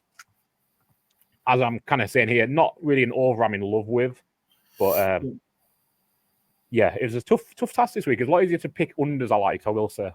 Yeah, a lot of likes expected to be a lot of low-scoring games. I think we've got 4 lines, could be wrong, but 4 lines under 40, might be even 5. I started writing in Giants Browns, and then I was just like, I can't do it. Because it's so low. And, what is that? Is that 35 or 36? 38 and a half. 38 and a half, is it? Yeah. If it was 35, I would have took it. Because I think, you don't need that much to get there, obviously. And, if Danny Dimes just realizes he needs to go to Malik Neighbors a lot again, hopefully. And, I don't think it's out of the realm that the Browns get 2 touchdowns because the Giants are such a bad defense this year, despite what we think of that D-line on paper. But I couldn't do it. I couldn't put Danny Dimes versus Deshaun Watson as an over. Couldn't do it. Just disgusting. I'm on. What am I on? I'm trying to multitask. I'm going to take. So I'm going to take the Packers on the basis that I think Jordan Love's going to play. Packers are +3. Obviously, that number isn't. I think it might still be like +1.5, maybe Packers. It's moved already, obviously, because as soon as Jordan Love. Yeah. It's still on as +2.5. So I don't know. Maybe you will. I think it is +3. Yeah. Yeah, it's +3 on ours, but I thought it moved a bit to +2, and now it's back to +1.5. I bet it at +2 by the time I got to bet it. But yeah, I'm going to take the Packers +3. And even if Jordan Love doesn't end up playing, I don't know. I know the Titans probably could have won those. Yeah, the Titans maybe could have won those 2 games as well, but I just don't think they're very good. So, and I'll take the. I've got a field goal with the Packers. They're not going to be able to run like they did against the Colts because that interior of the Titans' defensive line is real good. Yeah. We talked about Devondre Sweat the other day, but I think the Packers will find a way without Jordan Love. With Jordan Love, it's a smash. You're not getting it. So if you really do think Jordan Love's going to play, like I do, get on the Packers now and hammer them while they're still at the 2.5. But I get the benefit of the extra half point +3 for me. Packers have got a lot of injuries though, not just potentially the issue with Jordan Love. Again, they've got another one where the list is just long. Kraft, Reed, Jacobs, Kenny Clark, all sort of appearing on the injury report this week. Yeah. Most of them should look like they're going to play, but certainly real banged up. But yeah, I fancy the floor to do it. The Malik Willis, not revenge game, as we discussed earlier. But Packers at times, I'm making it. I think I'm doing okay with the graphics. Like, he's smashing it, mate. Yeah. It doesn't look as good as when Joe does it, but like, it's great job. We're kind of doing okay. And Joe is on. Like, I almost kind of had it all the way through where we were caught up. But Joe is on the Detroit Lions as 3-point favorites on the road to the Cardinals. This game's going to be real fun. I'm kind of disappointed this is on at the same time as Cowboys Ravens because naturally my attention is going to be drawn to that. But I think this one's going to be real fun. Totally agree. Kyler Murray looks so good to start the season. I think we might 3. I picked the Lions in our ATS, but wouldn't be stunned, obviously. And I think what we might see is the Lions go a bit more conservative than we like, maybe as viewers who want to see high octane Jameson Williams football. But I kind of think we might just see the Lions play bully ball and David Montgomery have a big game this week because that's what they need to do to win and not to get too cute. The Cardinals defense obviously had a good game against the banged up Rams last week, but on talent, on paper, that defense is not going to stand up to that Lions O-line. So I think, we're going to be seeing bully ball and play action this week in a dome, in a nice environment for Jared Goff. I think this is a good bet for Joe. I like the Lions here. Yeah. So go on. It could be Kyler Murray magic anytime. Yeah, absolutely. This is going to be one. Yeah, it's going to be real fun. I was tempted with the over on this one. The over 50. It's 52.5. It's just, I can't do it. It's 50. It's too many. Especially again, if the Lions do think like I expect them to and just ground and pound and essentially punish the Cardinals the entire game as much as they can. It's hard to get to 55, 60 points where you need to get to if one of the teams is actively just trying to not run the clock, but like run it down your throat the entire game. That doesn't lead to, high play volume. Yeah, absolutely. I'm just running the FourFolds now. Again, usually Joe's real organised with this. So Joe's is 12.91, mine's 12.58. Byron just doing yours. Now it's going to come out somewhere between 12 and 13 to 1 because that's where it always comes out. Yeah. But Byron, yours is come on, Paul. Monday. 12.58 as well. Perfect. And I just realised, getting ahead of ourselves just because the graphics there, need to have a word with our guest here. Dolphins underdog. Yeah, he's gone for the Dolphins as his underdog. Yeah. Oh, Alex, gonna have to check out what you said here, mate. Yeah, you'll hear. Stick around to see our non-argument on that one. Yeah, usually Joe keeps that when we have the guest later. Yeah. He keeps that off the screen, but I was just not savvy enough to do that this week. I'm real limited, but I'm doing the best I can. I think we're doing a good job. Cool. Doing a great job. Right, onto our ATS picks. So that's the rest of our games. Byron, you're leading the way on this one so far. 500, or just like 14 and 3. Joe's 2 games behind, and I'm a further 2 games behind as well. Last week was a bit chaotic, wasn't it? With all the, so many underdogs winning outright and covering. We'll go through the games we haven't talked about. Thursday night football. Obviously, it's Friday by the time this comes out, but me and Byron are recording this Thursday night. Me and you are on the Patriots. I love the Patriots to cover this. I think a real low-scoring game and 6.5 points. I do like the Jets to win it, but I think the Patriots will cover. They've shown me something these first 2 weeks. Absolutely, well coached, well drilled team, consistent, great running attack, and that's where you can get the Jets. Johnson out for the season with his Achilles, or certainly on my eyes out for the season. Though Hassan Reddick not in the building, he's contracted their Achilles heel, I guess, and I just think. Kind of similar to what I was just saying about the Lions. The Patriots don't have the offensive line the Lions do by any means. But that's where they're going to match up well best against the Jets is just try and play a bully ball, try and play a contain, try and play a keep away. And I think what they'll do is, they'll stick a corner and a safety on Garrett Wilson, try and keep Breece Hall contained, and then say beat us with what else you got. Because Rodgers isn't throwing the ball deep. He doesn't really have anyone to throw it to. Maybe Mike Williams is a bit fitter this week, but yeah, I think New England are well set to cover this one here, and I wouldn't be surprised if they just win outright. New England are 9-1 in their last 10 against the Jets on the road. Yeah, the Jets finally broke the streak, didn't they, in week 18 last year? 15 in a row they lost to the Patriots. So, we'll see. They wanted to get Drake May, right? Yeah, absolutely. Looks like it. I mean, we're still, I'm not mentioning it because we've only covered one of the games where the rookies haven't thrown, and Drake May hasn't played yet, but between the 3 rookies that have started, still haven't thrown a touchdown pass yet. That's a record for a rookie class start. It's 196 dropbacks with no. Yeah, I will say, I think passing in the NFL generally has been down this season, though. Yeah, we're down to I think 60 69 touchdowns it might be versus So yeah, it hasn't been good by the rookies, but it hasn't been good by every quarterback in the league for the most part. So I think things will improve. The lack of preseason, I think, is a big one. And teams not taking the preseason seriously enough, even though it is reduced, is a big one. So, yeah, hopefully we see some improvement this week. Yeah, we will see. Next up, Giants against the Cleveland Browns. You mentioned you might have taken it in the FourFold draft, but I love that you're on the Browns, I'm on the Giants. I just don't think the Browns are capable of scoring enough points to cover this. Are they going to score more than 20? I don't think so. And the Giants did look a little bit better last week. Granted, it was against a terrible defense in the Commanders. We saw a lot of good things from elite neighbors. I like Giants. I also think the Giants can win the game. Yeah, I mean, they certainly could. I also have Cleveland, so I don't think they will. I just think that Cleveland defense at home will spook Danny Dimes enough that things get tough for them. And I don't think the Browns' offense was that bad last week. I think they were much improved from week 1. And unless that Giants defense, this line especially, turns up, Deshaun Watson doesn't have to be good to score points versus them. So that's kind of where my line is. I think Amari Cooper's due for a bounce back. Did I put Amari Cooper? No, I didn't. Amari Cooper was in my thought of Fantasy Gameday just because he's so due for bounce back. So I'm figuring he's going to be priced well. We can still get him in our team, Byron. Don't worry about that. Yeah, he's just not one of my 3 picks. And he was at one point. I just took him out because I had different picks I wanted to focus on.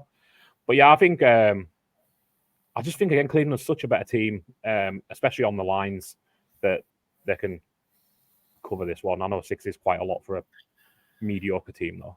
Yeah, we're all in agreement on the Packers, and I think that's regardless whether Love plays or not. But I think he will. Me and you are on the Bears. Joe's on the Colts. You've taken obviously the Bears as your underdog. We're all on the Houston Texans, 2.5-point favorites. That worries me. 2.5 when we're all on a favorite like that. 2.5-point favorites on the road to Minnesota. Vikings played so good last week. I know it was a real team win, special teams, offense and defense. Yeah, this is an interesting matchup, I think. The quad offensive versus Texans OC versus Vikings DC is a real interesting matchup. Slowick v. Flores. So, yeah, I'm interested to see how that one goes. And this is definitely a Stephon Diggs revenge game, is it not? 100%. Cam Akers revenge game as well. Cam Akers revenge game, yeah. Maybe more of a Diggs one, though. I'm sure you've seen, remember the clip of... who would you not want your sister to date in the locker room? With the Vikings. Vikings did, yeah. That is one of my all-time favorites. So, yeah, I think that's definitely a revenge game. Every single one of them said Diggs, and then he was like just oblivious to like what the. I'm a good guy. We know Stephon for sure. That's not the case. Trayvon is though. Trayvon's a great guy, so we love Trayvon Diggs. So. Oh yeah. Different brothers for different needs. Yeah, I'm on the Saints. We discussed that earlier. You and Joe are on the Eagles plus the 2.5. We're all on the Chargers. I think this is just one of them games where Pittsburgh are favourites and they're just going to end up not winning because they're favourites at home. They suck. I can see it. Yeah. It doesn't feel like they should be 3-0. Yeah, and that would feel. They suck as a favourite at home as well. And this is just going to be a trenches game. Look, they might win by 1, but I don't know, like 10-9. It's the same kind of reason why I've took Philadelphia. It doesn't feel like they should be 1-2. Yeah. It doesn't feel like the Steelers should be 3-0. So I've just gone against. There's not that much logic to it because it really is a pick'em game for me. This. Yeah, it's going to be a great one. We're all the Buccaneers. We think the Buccaneers are going to get a job done against the Broncos. We're on the Raiders. Joe's gone for the Panthers to cover the 5.5 against the Raiders. He's got some belief in the Red Rocket. We discussed this already. You're on the Seahawks. I'm on the Dolphins. I think the Dolphins can keep this close. Byron, Joe, you're on the Ravens. It's 1. It's just like we discussed this. It's on what's 1 point. But yeah, I'm taking the Cowboys. Yeah. I think we're going to sneak out a win. We're all on the Niners, so the Rams are probably going to win. We're all on the Lions minus the 3. I think, you know what, my gut says that's a push. I think maybe Lions by 3. Yeah, there's a few of these ones where I hate when we're all on the same one. Chargers is 1, Lions is another one. Yeah, we're all on the Chiefs as well. And we've discussed the Monday night games. I'm on the 2 underdogs, the Jags and the Commanders, whereas Byron and Joe have been boring and are on the big favourites, the Bills. Sharp one is on the Bills and the Bengals. We've banned that phrase for this week. And last but not least, before we hand over to our guest, we're going to talk about Fantasy Game Day, our Fantasy Game Day picks for the week. Reminder, Fantasy Game Day is the UK's fastest growing and best NFL daily fantasy game. If you are a fan of just fantasy football, whether you play NFL fantasy football or you play Barclays, is it still Barclays? I don't know. Fantasy Premier League. FPL.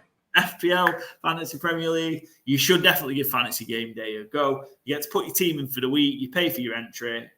And you've got a chance of winning some cash prizes. Look, your NFL fantasy football team might be decimated by injury because we've got so many stars injured, so you might be fucked from that perspective.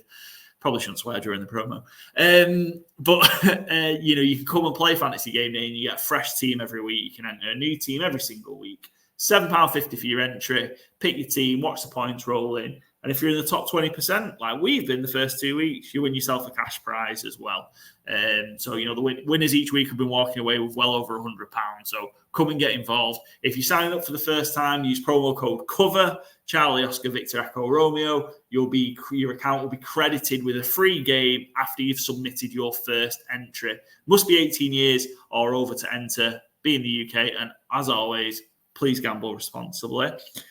Byron, let's start with your pick, your quarterback pick for the tips we're offering this week. You've gone for Caleb Williams against the Colts. He's got to throw a touchdown this week. He's got to throw a touchdown this week, yeah, that's come in. And it's more, truthfully, an indictment on the Colts than it is a big thing on Caleb Williams. I think he's a good value. Again, I kind of based my initial thoughts on looking at DraftKings because I'm in the US, I don't have access to Fantasy Game Day's pricing, and he's priced really low. And again, same as Minshew. May actually prefer Minshew at the same price, I must say, depending on how much the Raiders want to air it out. I think he's more expensive on DraftKings. But yeah, I think Caleb Williams is just going to tick. I think he's going to get more time in the pocket. I think he looked better week 2 than week 1, and I think he's going to look better week 3 than week 2. Hopefully, Keenan Allen's back, which will help. DJ Moore's due to pop off. Roma Dunze nearly got a touchdown week 2. So I think it's just there for him to have his big game. Yeah, excellent. Joe's on a bounce back week for Jared Goff. I mean, he's had 2 pretty poor starts from a fantasy perspective, Jared Goff. So yeah, in a high point spread total, it's 52.5, as you mentioned. You're expecting this one to be a basketball game, really. The Lions, Cardinals. So yeah, Joe expecting Goff to make up for his first 2 games. And he better had to, because Goff's my other fantasy quarterback and I've lost Tua, so he better bloody had to. 5,400 for Goff. I'm on Gardner Minshew again. That's just the quarterback that's playing the Panthers.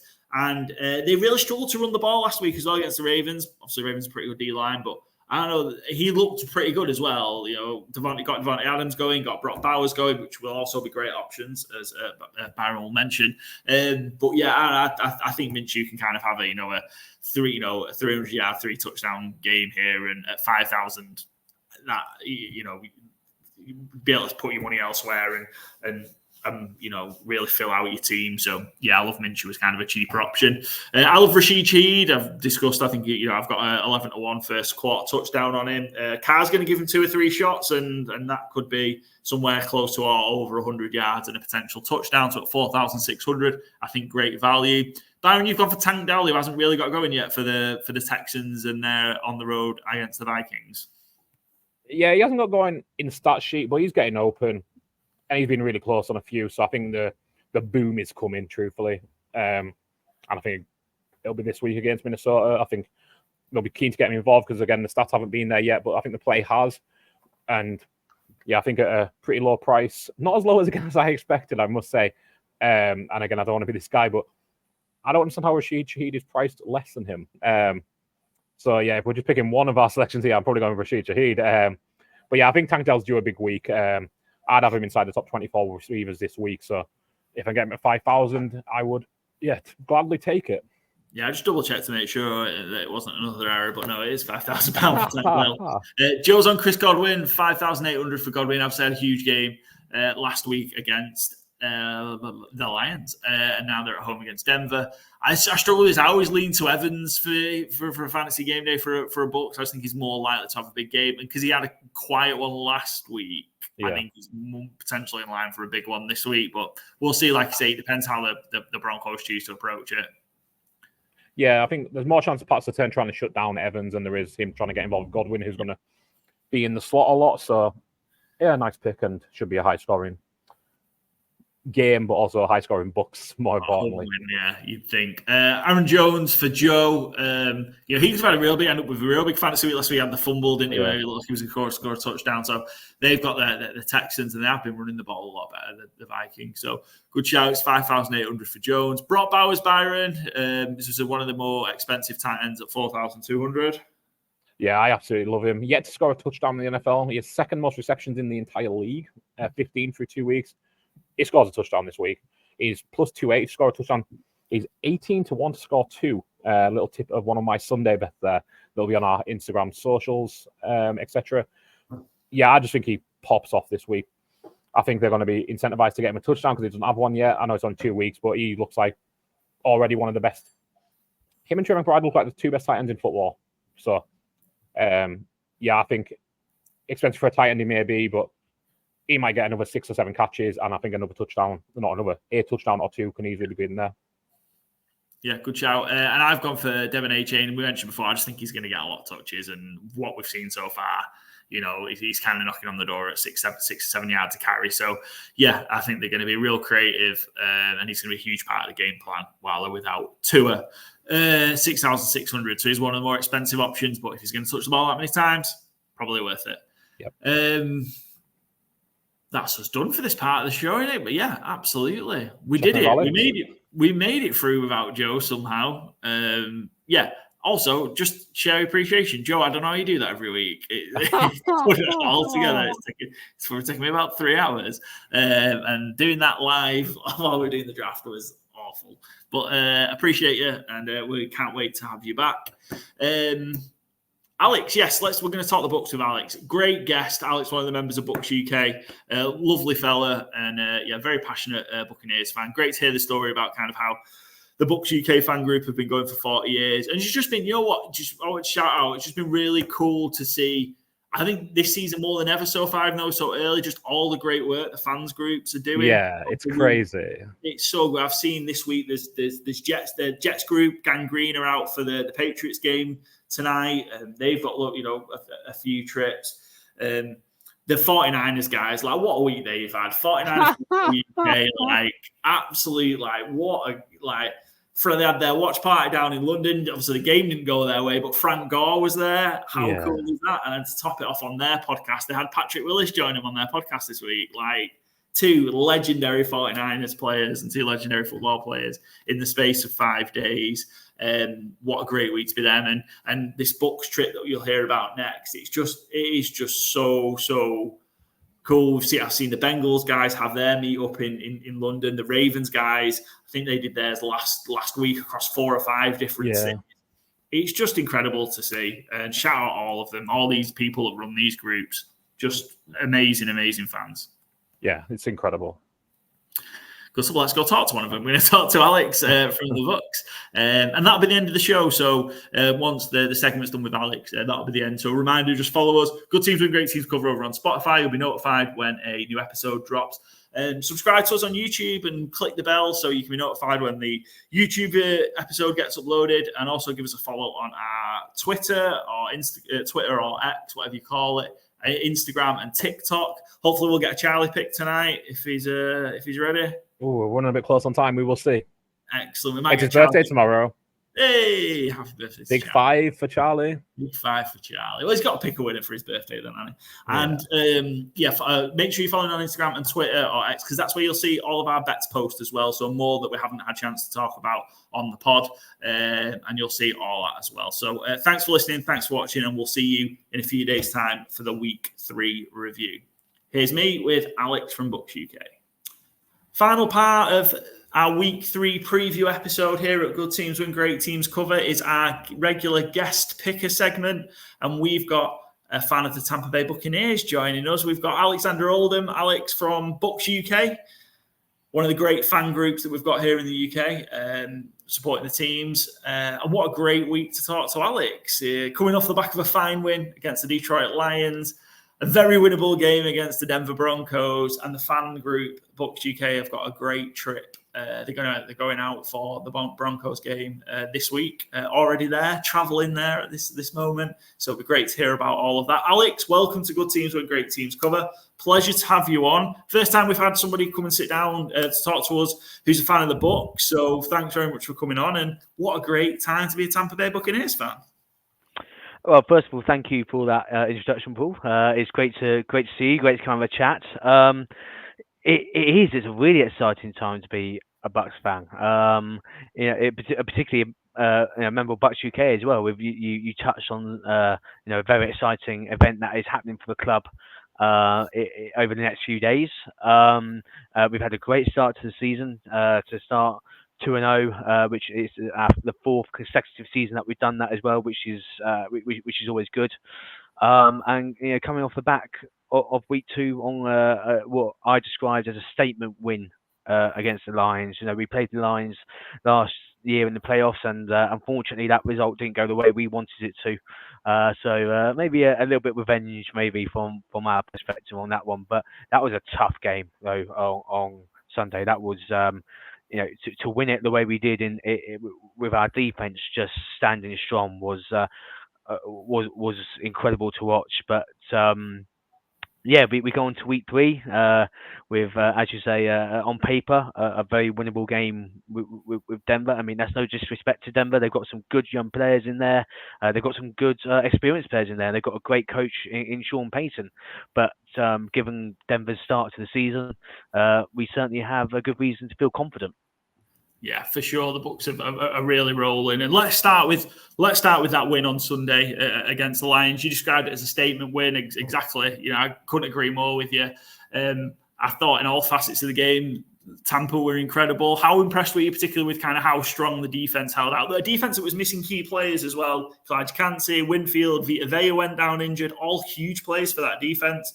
How much confidence did that fill you with then, that even without those key guys, the Bucs were able to stand strong against this offense of the Lions? You always want players who are going to be able to step up when players go down. When Bruce Arians was head coach for us, that was his motto, if you like. One man goes down, the next man's got to be ready to step up. And Vita Vea going down during the game was not what any Bucs fan wanted to see. He is integral to our defense. The problems he causes in that nose tackle position is just insane. But then, look again when we look at the linebacker position and defensive end. You mentioned Elijah Cansey as well. One player who really stepped up on Sunday for our defense was Dennis. His name always gets me. Sofia Dennis. He really, really showed what he was able to do. We've got youngsters such as himself, Diaby, who, and actually I must mention Christian Isiang as well. These are all three players who really stepped up and showed what they're capable of. For me, I saw a few elements of our defense from the season we won the Super Bowl, just that keeping going, that next man up mentality, and to hold or to beat a Detroit team who have those weapons on offense that they do is absolutely no easy thing. Jamar Gibbs, Detroit's number one running back. Let's quickly mention him. He found some big holes against us on Sunday. Thankfully, he didn't quite manage to do enough to really cause us a huge amount of damage. Himself personally, they had some success in the throwing game. They did get some touchdowns there, but Detroit are no slouch. So for us to for our defense to play the way they did, for our offense in particular, I've got to say about Chris Godwin. Chris Godwin and Mike Evans. Mike had a very quiet game on Sunday, but if Mike is guarded, we've got Chris Godwin. And one thing, I may be coming across a bit biased here, but one thing as a Bucs fan, we feel that there is a lot of disrespect towards Chris Godwin and Mike Evans as a receiver duo. And I'm sorry, if you look at the stats, they are one of the best receiving duos in the NFL and have been since they both became Buccaneers. And to have that 1-2 punch, Mike was covered, but Chris Godwin got over 100 yards and a touchdown. Him and Baker were just on the same page. So we've got that 1-2 punch, which is, which not every team does have. So the fact that we've got it is a huge weapon for us on our offense, and that was just causing them problems all the way. And then Baker Mayfield. Oh my goodness, where do I start about this guy? Drafted by Cleveland, was there for he got into the playoffs, was there for a few seasons, and then he was sort of bounced around from team to team for a couple of years. And a lot of Bucs fans and a lot of members of Bucs UK, we all say he came to Tampa with a bit of a chip on his shoulder. I agree with that. Because he was getting bounced from team to team, I think he felt he had something to prove. He came into Tampa. He just understands the organization. I don't think it's anything in particular. He just gets it. The way that he plays with his heart on his sleeve, the way that he is in his press conferences, the way that we see him on the field. He's just understanding Tampa Bay to a T. And Todd Bowles has to do a bit of a rebuild a rebuild job, I say, after Bruce Arians left, because we had Tom Brady for one season with Bowles, and Tom Brady chose to retire, and quite a few players left after that, because it's certainly safe to say that a lot of players came to Tampa because Tom Brady was there. Same when Tom Brady was at New England, a lot of players went to New England because Tom Brady was in New England. So it's been a rebuild job for Bowles, but I think it's going the right way. And the youngsters we've got in this team, the rookies we've had in this team. I think there was a stat I saw before the start of the season. I think it's something like 45 or so of our roster were all players who we either drafted or were undrafted free agents that we then brought on board to Tampa. So investing in youth. Yeah. And I hope we're starting to see that all coming together now under Bowles. Yeah, I think it was key, wasn't it? When obviously those years that Brady were there was a lot of short-term veteran players that came with it, and that's just part of the deal. When you were getting Brady, kind of knew that was going to happen, but there's been an element then of having to turn that roster over.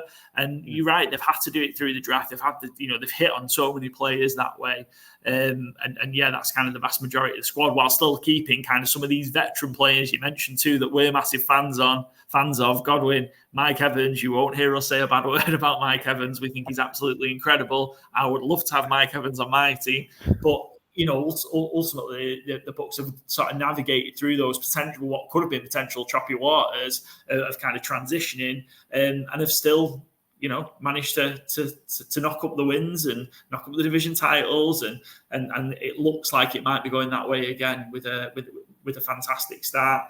And Baker's incredible. You're right. Like, in terms of, I think the key is that Tampa have let Baker be Baker. And I think that is key. He always plays like he's got a chip on his shoulder. Is a great point you make. That's just the nature of how he plays. Always feels he has to prove a point.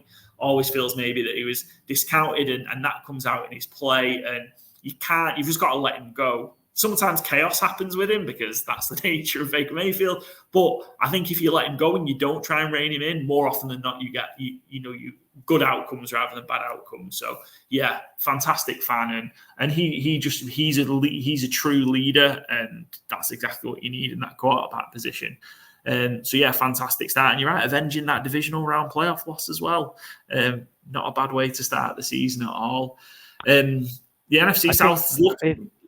So if I'm just jumping on that again quickly, Paul, you're saying about that avenging that defeat. I think also if you look at how we played in week 1, we came into this game against Detroit full of confidence. Washington weren't easy. I know Washington put up a really good fight, and I thought their rookie quarterback name's gone. Is it William? Jaden Daniels. Yeah. Jaden Daniels. That's sorry. Williams is for Chicago.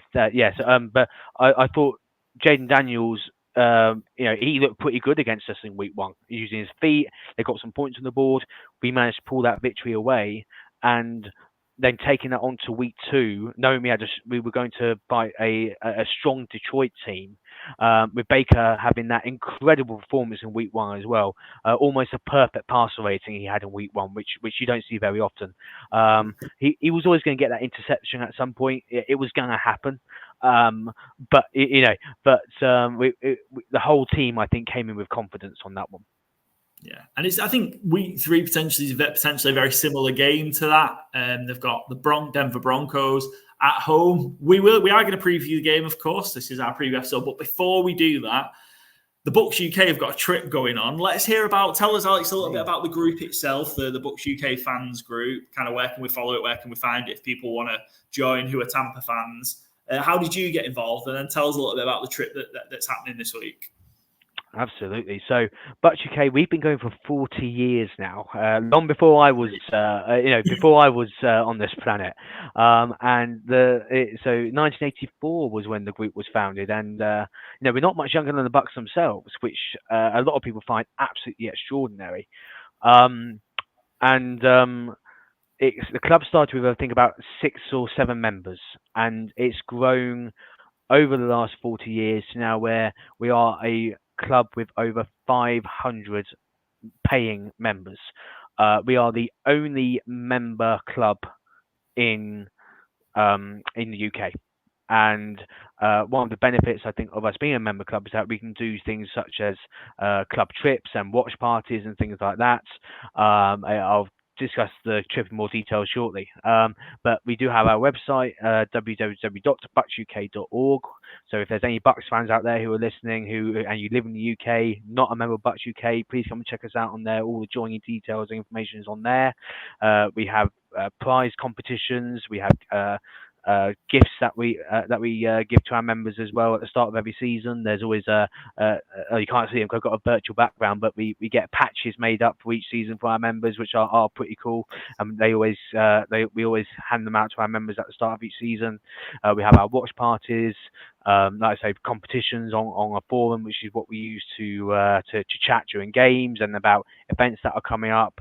So and also just that fan community, another space where Bucks fans can talk, which everyone who is an NFL fan and have a particular team, you want to find other fans to talk and discuss with, and that's something that we can offer as a platform as well, which is always great fun. So yes, we do have our main event of the season, which is due to kick off tomorrow. We've got our 40th anniversary trip over to Tampa, where we've got over 100 members of Bucs UK going for the Broncos game. I think it's around about 115, which is incredible. To get 115 members in the same place at the same time is a very hard thing to do. And I've got to give a shout out to our club president Phil. And then we've got David and Kieran, who also work with Phil to run the club. The work that those three have done to arrange this trip for our members to go on, and the events that are going to happen. So there's a anniversary meal which is taking place at Raymond James Stadium, and the legendary Mike Allstott is going to be making an appearance at that meal as well for our members to see him and hopefully have a bit of a meet and greet there. They've then, as I said, got tickets for the game on Sunday. There's also going to be tours of One Buck Place, the Buccaneers training ground, and a stadium tour as well. So 4 big events that our members have got to look forward to on this anniversary trip. So it's going to be brilliant. And another thing that I do want to say is we've got one of our members who is doing a marathon in Tampa, and that is happening. I want to say it's Friday. I think it's happening Friday. I can't quite remember. All the information is on our socials, on our Twitter and X. I still can't call it X, but it is on our X page, our Instagram pages. But we do have one of our members who is running a marathon, and we've actually managed to raise some money for 2 charities which are really close to the Buccaneers' heart: the Pediatric Cancer Foundation, the National Pediatric Cancer Foundation, and the Mike Evans Family Foundation, and the proceeds have been split evenly to both those charities. And at the meal on Friday evening, there's going to be a presentation of the checks to from the Mike Evans the Mike Evans' organisation and the Pediatric Cancer Foundation, which is just, it's amazing that we've managed to raise all that money. Just say thank you to the Buccaneers and for everything they do in the Tampa community. So cool. That's a bit about Bucs UK. I could go on a lot longer, but I know I've got other things to talk about. But that is a bit about Bucs UK. Yeah, what a group! Like I said, we've been going for 40 years. Kind of, we've got, we're lucky. We've built some good relationships with some of the other kind of guys that run some of the fan groups around the UK for some of the teams. And I think it's amazing what all the guys do, and the guys and gals do to run these groups is incredible. Just pure passion to kind of get this going, to mobilise 115 people to travel from the UK to Tampa. The organisation, I've organised stag do's for 10 people before, and that's a night.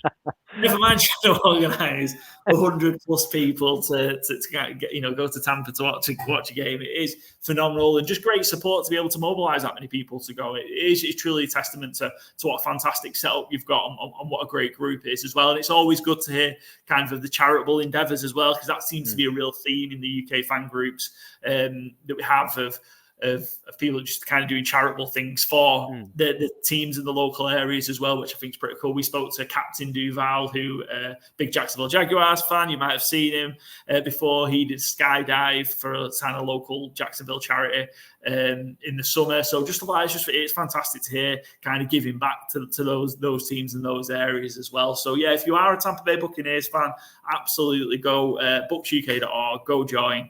And yeah, it's well worth your money for sure for the season and many seasons as well. But yeah, what a trip that will be, and what a great game they've got. It's a home game against the Denver Broncos, as we mentioned. It's certainly a winnable game.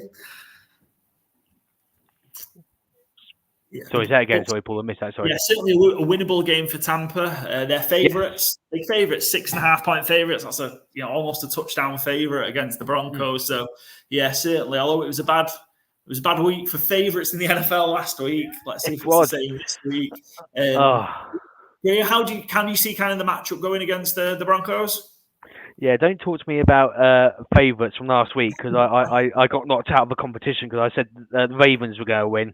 So oh dear, did they let me down big time?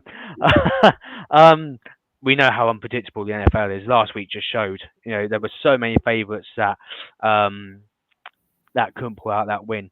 The Broncos have had a tough start to the season. Haven't won a game yet. I mean, yes, they do have Bo Nix. That rookie QB who I think it's fair to say is struggling a bit at the moment. He's still trying to find his feet. He's not scored any. Actually, I think he might have a rushing touchdown, but he's not scored any passing touchdowns yet.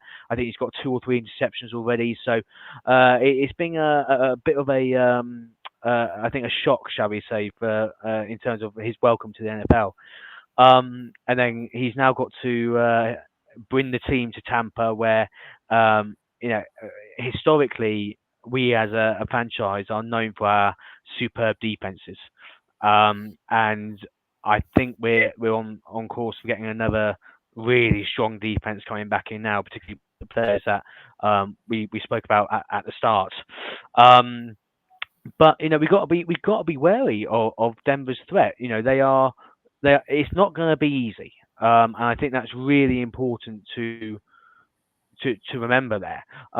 They've still got they've got Javonte Williams at running back, who is a good player, but again, the whole team just seems to have struggled to really got going this season at the minute.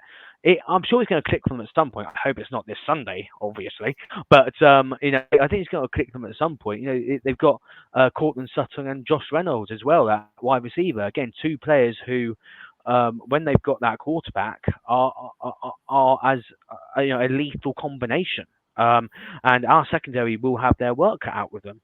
I think it's all going to come down to getting pressure on Bo Nix, trying to get him out of that pocket, get him nervous. We want him to be uncomfortable. He's coming into our home. We don't want him to be comfortable. We want him to be really, really nervous, and we want picks everywhere. That's what we want as the opposition fans here. We've got some big players missing. I believe Vita Vea at the moment is day to day is the latest that I heard on him. So whether or not he's going to play, we don't know. Kalijah Cansey is back. I believe he's back training, back practicing at the minute. So hopefully we should see Kalijah again at some point. But we've got to just keep that focus. Just do what we did against Denver. Against Denver. We're about to play Denver. Do what we did against Detroit. I think we'll be okay on the defense. And offensively, not worried at all. We've got that 1-2 punch with Mike and Chris Godwin. Again, I mentioned that one earlier. Rashard White as well, and Bucky Irving, actually. He's been a real nice surprise, Bucky Irving. He's taken that RB2 spot, I think, really, really nicely. He's not getting as many snaps as Rashard White, but when he is getting a snap, he's being effective. So we've almost got that, again, that 1-2 punch at the running back. We've got Rashard White, who's that power back, who is just going to try and shove his way through. And Bucky Irving is more of that elusive back. It's almost as though he has literally come in and replaced Leonard Fournette and sort of taken the Leonard Fournette role. I'm not for 1 minute comparing him exactly to Leonard Fournette yet, but I can see sort of a few similarities there. So it's going to be an exciting game, particularly with us having 115 members as well at the game. So if you are watching that game, there'll be some Bucs UK flags in the corner of the stand. So try and keep an eye out for that, and you'll see them. So they're pretty cool. So it's going to be tough, but I'm confident we can do it. Yeah, absolutely. I think the kind of the way the Broncos are struggling, it's very reminiscent to kind of how they started last year, where they took kind of 3 or 4 beatings and then they had a run of 5 or 6 games in a row where they won, but just doesn't feel like they're there yet. And you're right, Bo Nix is struggling. He needs a bit of help, and yeah, he just constantly seems under pressure. He seems very jittery, and that'll be perfect for the Bucs. So yeah, I mean, we'll have heard in the rest of the episode before this that a lot of us do fancy the Bucs and the Bucs to win quite comfortably, which usually is the kiss of death for us, though. To be fair, so apologies in advance, Alex. Usually is the kiss of death from when we go. The kiss of death for us is when we face a rookie quarterback. It went all right against Washington, but normally we make rookie quarterbacks look like they've been playing in the league for 10 years. You know? So that's normally the kiss of death. I don't think you need to worry about that with Bo Nix. Who knows, I guess, and that's the beauty of the game. Just a quick one, just before we go to the guest pick a piece. How far do you think the Bucs can go in 2024? It was a division and a playoff win last year. How far do you think the Bucs can go in 2024? I don't see any reason why we can't get to the playoffs again. Ever since Bruce Arians came in as head coach, and then obviously Todd Bowles taken over, we've been to the playoffs. No, that's a complete lie. I apologise, because we didn't in the Bruce Arians' first season because we had Jameis Winston. Since Tom Brady came in, since Tom Brady came in, and since Todd Bowles has taken over from Bruce Arians, we've been to the playoffs each season. I don't see any reason why we can't get there again. Whether or not it's going to be as the South champs, the Saints have got. I hate to say this, but the Saints are looking very threatening. So it might be almost. I think we'll be in there as sort of the one of the best losers, if that makes sense. So in that area, not going as one of the winners of the division. But I don't see any reason, based on what I've seen over the first 2 weeks, especially with that win against Detroit. That was a really big one. We've shown that we can actually play against these teams who are considered favourites to make the playoffs, and that we can get that win. So that fills me with a lot of hope. So I think we can make the playoffs. My heart says we're going to win the Super Bowl, but every fan's heart says that. My head says playoffs, maybe the Super Bowl, but I think we can definitely get to the playoffs. Well, you've got to be in the dance first, haven't you? Exactly. The NFC South, not necessarily the pits that it was being forecast to be. The Saints have had a good start. Falcons got a big win on Monday against the Eagles. So, I mean, outside of the Panthers, the other three teams might be okay, which makes it a stronger division than expected. Excellent. Makes a nice change. It's been an awful division for the last few years. I'm a Cowboys fan, so we just got whooped by the Saints. But a few years ago, I think the Commanders won the division by only winning 8 games. I think it does happen for every now and then, and then it from kind of the NFC, it became the NFC beast when I think all 4 teams had, I think 3 or 4 teams had records. So, that's the same. That's the same with us last season. We got into the playoffs having a losing record. Yeah. That just showed how not great the NFC South was, but maybe that might change now. Who knows?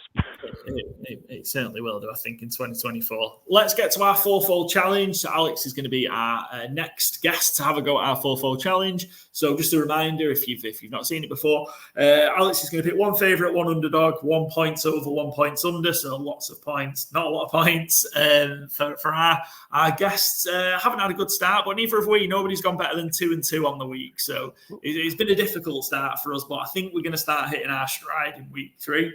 Alex, let's start with your favourite then. Which favourite do you think is going to get the job done? And is it by any chance the Tampa Bay Buccaneers? It is the Tampa Bay Buccaneers, indeed. Yes, it is. How do you guess that?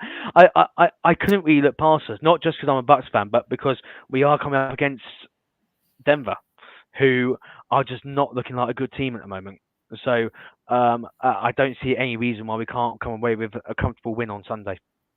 Yeah, I think certainly in our FourFold challenge, anybody playing the Broncos or anybody playing the Panthers are going to be good common selections, I think, as the season goes. But yeah, that makes sense, absolutely. As we mentioned, the Buccaneers are 6.5 point favourite, so yeah, big favourites going in, but should get the job done. Who's the underdog that you fancy this week? We saw a lot of underdogs, including the Bucs last week. Obviously, win outright. Which underdog do you fancy this week to cause an upset? So I'm not sure if we are going to agree on the definition of underdog here, but because I've been looking at sort of how the season started more than so. I've actually looked at the Bengals this week, who have had a really, really tough start. They've got a home game against Commanders. the Commanders they're not a bad side, so don't get me wrong, but you look at the talent on that Cincinnati team, and you just think they've got to do something at some point. They've got Joe Burrow, who is a great quarterback, and Jamar Chase as well. He's had a really slow start to the season, but he's that good that I can't believe that Jamar Chase is not going to hit his stride. It's going to happen at some point. And then obviously, a big question mark though at the minute in terms of the Bengals is T. Higgins, because he's missed the first 2 weeks. So they are missing him. Now, if he can get back, not only will that help my fantasy team, but it will also help Cincinnati as well. So I just think they've got to hit their stride at some point. So I think this week they're going to get that first win of the season against the Commanders. Yeah, they're 0-2, the Bengals. Rough start. Obviously, they were unlucky against the Chiefs last week. So I'm going to ask you for another one as well, just because the Bengals are big favourites from a betting perspective. But yeah, who else do you kind of think might be? I get your point of view, the Bengals, though. Like, it was so disastrous week 1. They did look so much better in week 2, though. So hopefully, for their perspective, they'll be back. But yeah, they've just got this knack of starting 0-2. It's bizarre for such a talented team. I'm with you. I've got T. Higgins is stored away on my fantasy bench as well. So I'm praying that he plays. I need some help. So yeah, I'm praying. But yeah, give us where do you see kind of an upset this week? Because there's a lot of big favourites. A real big upset. I'm just going through the pictures and having another quick glance. Where do I think there might be a bit of an upset? I'll tell you what then. I'm just gonna throw it out there.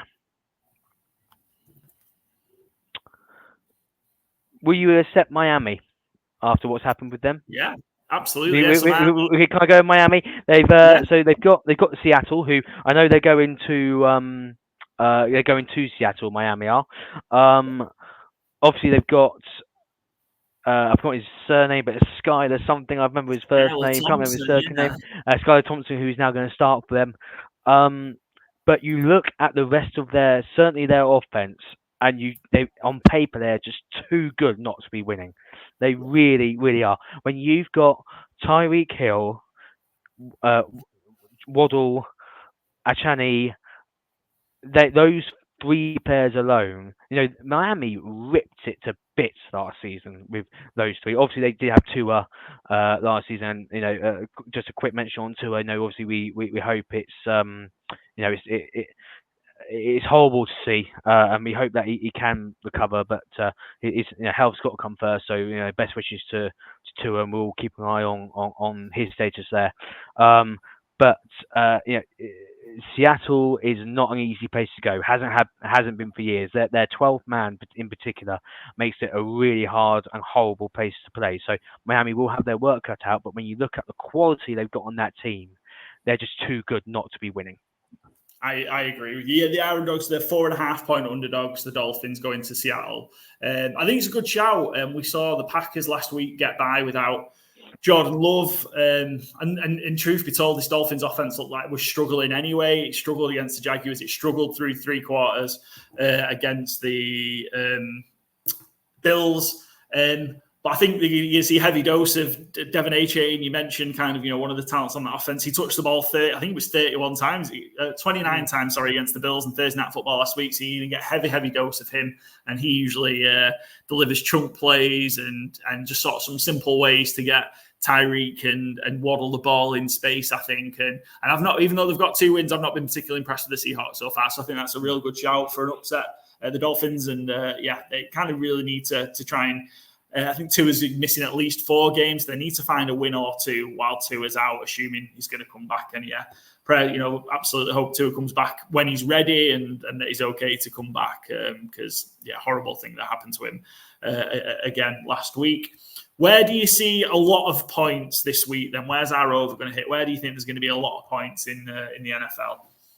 I'm going for Eagles Saints. Oh, nice. Saints have just been. I think they've scored over 40 points in both their games so far.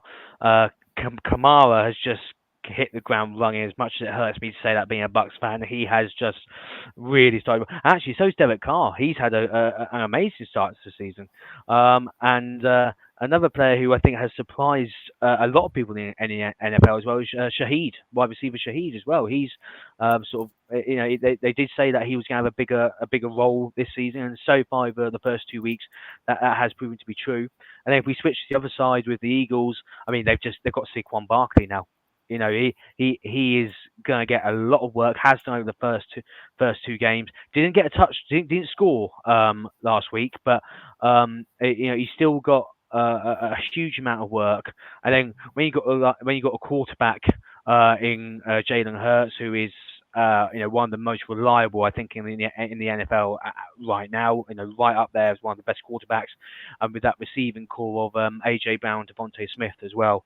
The Eagles are in safe hands at the moment in terms of that roster that they've got. So, with the amount of points that the Saints are putting up and those players that the Eagles have got, I think we could see a lot of points go on the board between them. Yeah, the line's 49.5, so 50 points. Will make for a great game as well. It's a 6:00 game live on Sky Sports this week as well. And last but not least, then the opposite of that, where we're going to see kind of a bit of a struggle for points. Where's the under going to hit? So I think this could be a bit of a controversial option here, but I've actually gone for the Chargers and the Steelers, not because of the Chargers, because the Chargers have had a great start under Coach Harbaugh since he's returned to the NFL, but the Steelers have been very quiet so far. They've won both games so far, but they've only scored 31 points I think so far this season in both games. So I'm looking at their results there. The first one 18-10, but then against Denver it was only a 13-6 game. Very, very quiet. So while the Chargers are more than capable of putting up good numbers, it looks like they're going to come up against a defense who is strong. Pittsburgh's defense have started incredibly well. So the Chargers are going to need a good game plan here to open up that Pittsburgh defense, which is looking really, really difficult. Pittsburgh are letting their defense do the work, and your offense is just doing enough. That's all they're doing, and that's all you need. A defense wins you championships. If your defense can hold out, you only need the offense to get a few points. And right now, all right, they play the Falcons and the Broncos. Okay, not necessarily the most difficult of teams, I'll admit that, but they're doing what they need to be. You can only beat who's in front of you, and they've done that so far. Yeah, that's it. Justin Fields playing mistake-free football. That defense doing what we know it can do. I think it's a real interesting matchup. Jim Harbaugh against Mike Tomlin. I think it's going to be a great one. Maybe great one for the purists, this one, I think, in terms of the battle. But yeah, it's 35.5 points, the line. So the bookies think it's going to be real low scoring. I think you might be right. I think it's going to be a battle for field goals. Justin Herbert's banged up as well, but will play. So yeah, could be a low scoring one. But I think it'll just be a fascinating game. So yeah, one for the purists, this one this week. Absolutely. A great game nonetheless. Alex, thanks very much for joining us. Thanks for submitting your FourFold challenge for us. Great to have you guys on. It'd be great. We'd love to continue kind of having the Bucs UK guys come and drop by. So it'd be good to have you join us again in the future. So the Bucs UK guys that are out in Tampa, enjoy the game, have a fantastic trip, and make sure you go follow the Bucs UK guys. They're at Bucs UK over on the social media, and you can go to the Bucs UK website if you're interested in joining as well and get all those great perks that Alex mentioned. Alex, it's been a pleasure. Thanks for joining us, and we'll see you again soon, buddy. Thank you. It's been great to join. Thank you for inviting us, and I hope the rest of the season goes well for you guys. And we'll see how Dallas does. Sorry, see how Dallas does for you. But with no hope for that, don't worry about that. But no, thank you. It's been an absolute joy. Thank you for having me. Cheers, Alex. Thank you.